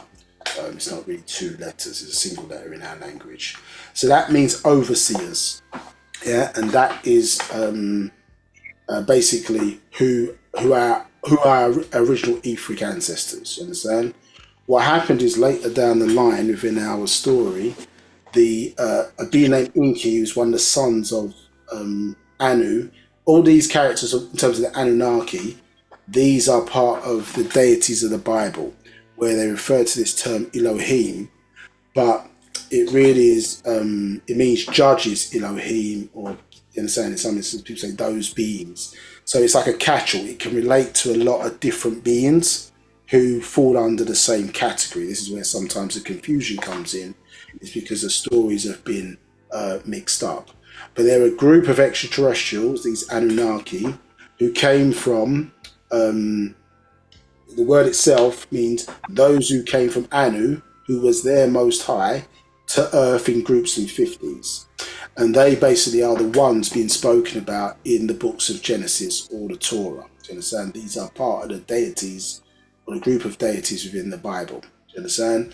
And basically two brothers in particular, within their story, their records in fact is where the Bible stories are copied from. Two books in particular. One is referred to, or tablets that they had, ancient tablets that they found in ancient Sumer, around about 8,000 or so years old. One is referred to as the Enuma Elish, and it basically deals with the older version of the biblical creation story, and the other book is referred to as the Gilgamesh Epics, and it basically deals with an older version of the flood story. So these are the Gilgamesh Epics. You can go on Amazon, for example, and get translations of these books, and what you'll see is an older version of the flood story. So rather than in maybe biblically the way they've given it is that the animals went on the ark 2 by 2, for example, in that Gilgamesh Epics, the way they've translated it is that no, that's not the case. They took the genes and sound of DNA from various different animals and life forms, and they created what would be classified by today's standards as a submarine type ship or device to save Noah's family, or Utnapishtim as he's referred to as in that scrolls, family, and so they could then come back because their genes were considered to be perfect by their standards, and they would then come back and replenish or repopulate the earth as the Adam of their time or day. So these Anunnaki have two sides. I suppose the Enlil side of the sons is the disagreeable side. You understand, the flesh-eating side, who see human beings as food and resources to exploit for their own purposes. And the key one out of that is one of the sons of Enlil by being named Nannar. You understand, who is in actuality, according to their story, Cain's father, not Adam as Cain's father. Do you understand? So the Lord fathered or had relations with Eve and produced, you understand, a lion or a Cainite.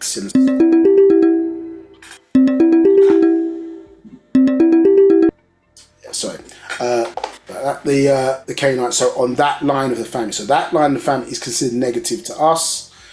Enki's side of the family, you understand, Enki converted or realigned himself with us as the ancient Egyptians, and worked with beings like Patar and Imhotep or whatever, as we get more into that story. But he's considered to be more agreeable to us, but the doctrine of the Anunnaki is not our doctrine. It just so happens that they mixed in with our genes, so we have the nature of both of them inside of us. Do you understand? And something we touched upon, I think, in the last class was that sometimes they're what they're on aligns with, you understand, the Natharu and what they're doing, and sometimes it doesn't. So overall, you would probably consider Inky or that side of the family to be more agreeable, and Enlil's side of the family for us will be more disagreeable. But really, you're seeking to align yourself back with your original, before that intervention or interception of genes came in. You'd want to align yourself with the Natharu, you understand? And they're depicted in our culture, not depicted, they are sons. You just happen to be a terrestrial or earthly representation of that, which you have a solar plexus. Do you understand? So some people, what the problem is sometimes, well, people not thinking, because the way they've been taught in this society, that things like the sun or planets are not intelligent. They don't have thoughts, thinking, feeling, emotion, so on and so forth. Whereas suns are intelligent entities, do you understand? That make decisions, so on and so forth. So they're not inanimate kind of objects just within nature. They have intelligence, you understand, and maintain systems within the environment and so forth. They just happen to be the higher version of what we are in this, I suppose, form of a physical body that is a universe with a sun within. Do you understand? So you have a brain at the top of your head, you understand, and you have a secondary brain known as your abdominal brain, and you have a solar system within you. Do you understand? So the Natharu are your ancestors, but we've got Anunnaki genes in there as well, because Inky mixed in. Do you understand? But how we saw the biblical records of things is that really we're looking at that, or saw that as the creation of the white race. It's not really describing our story, although we were around back then to observe, as you see in Revelation chapter 3, verse 14, where it talks about the Ammon being the true and faithful witness of the creation of God, or when they came to this planet, started to come around, of course, and started to develop or create a being in their image and after their likeness, which in future parts of this class we'll get into for the reasons that they were doing that. As we see already from what was touched upon, they obviously creating, their nature is to create or utilize different groups of extraterrestrials to be enslaved to carry out works for them. So that's their nature of how they move, and have in times past and even now taken over whole star systems, whole star constellations. You understand? There's the reptilian aspect of these. So you have humanoid versions, you have reptilian versions, and part of their characteristic is to dominate sometimes star constellations or empires, etc., in vast ways. Yeah, but sometimes the Anunnaki is really an event, in the saying, which is talking about certain groups of them coming to Earth in groups of 50s. Okay, So thank you. Can I just also ask where I can get more information on the Natharu? The Natharu. Okay, so probably a range of stuff, range of books really. I would say, check out the popular website. I was thinking more online, something I can listen to. I'm trying to think now if I have some good references for classes. You could see, look up class Egyptian, I think it's called Egyptian Mysteries, or Egypt and the Bible. You understand? Probably a good starting point maybe for that one. Egyptian Mysteries. So these are classes by Dr. Malachi KZ York, but you can look more widely if you want to look up the Natharu. But Egyptian Mysteries in the Bible is probably quite a good one. To start with, just to see that sort of connection between how they've taken our story and kind of repurposed it. and cause the confusion and see how these things originated in Egypt, and why some of these titles get confused, because Elohim, Lord, God, these things can also apply to that group as well, from an attribute sense, and that's where the confusion comes in. But you can learn more about them. Yes, we start with Egypt and the Bible. Something called Egyptian Mysteries, I think. Right? Put Egyptian Mysteries, Dr. Malachi York. There's a couple of classes that will tap in, and that level as well, just to get more detail around who these Anunnaki, who these Natharu, overseers are. But if book-wise, if you want to seek out a book, then I would say probably a good one. Lotus of Life is a good book that also touches into that, and, or The Proof as well. Those two books kind of go into that in some detail as well. Is Egypt spelt in the normal way, or is it with the I? Spell it with an I. Yeah, that will go probably. Okay, thank you. Any problems, just shout us on Facebook or something. We can find those references and put them on the page. Okay, all right. If there's no other questions, then we'll close for today. Appreciate everybody's time and the interaction today. Much appreciated. If you do want to find out more about who we are, then all the W's there. United Sabians worldwide.com. More information on when classes are happening, when they're taking place. Obviously, all eyes in Egypt, Midlands and North at facebook.com. We'll get this class out on our YouTube, the edited version, out on so over the next week or so. So look for that on our YouTube channel by the same name. If you've missed previous parts of this class, they are also on the YouTube channel as the edited version. So feel free to check that out as well in that regard. So appreciate everybody tuning in. As I say, and we'll see you in a couple of weeks' time on Sunday, same time. So stay safe, take care. And we'll see you soon.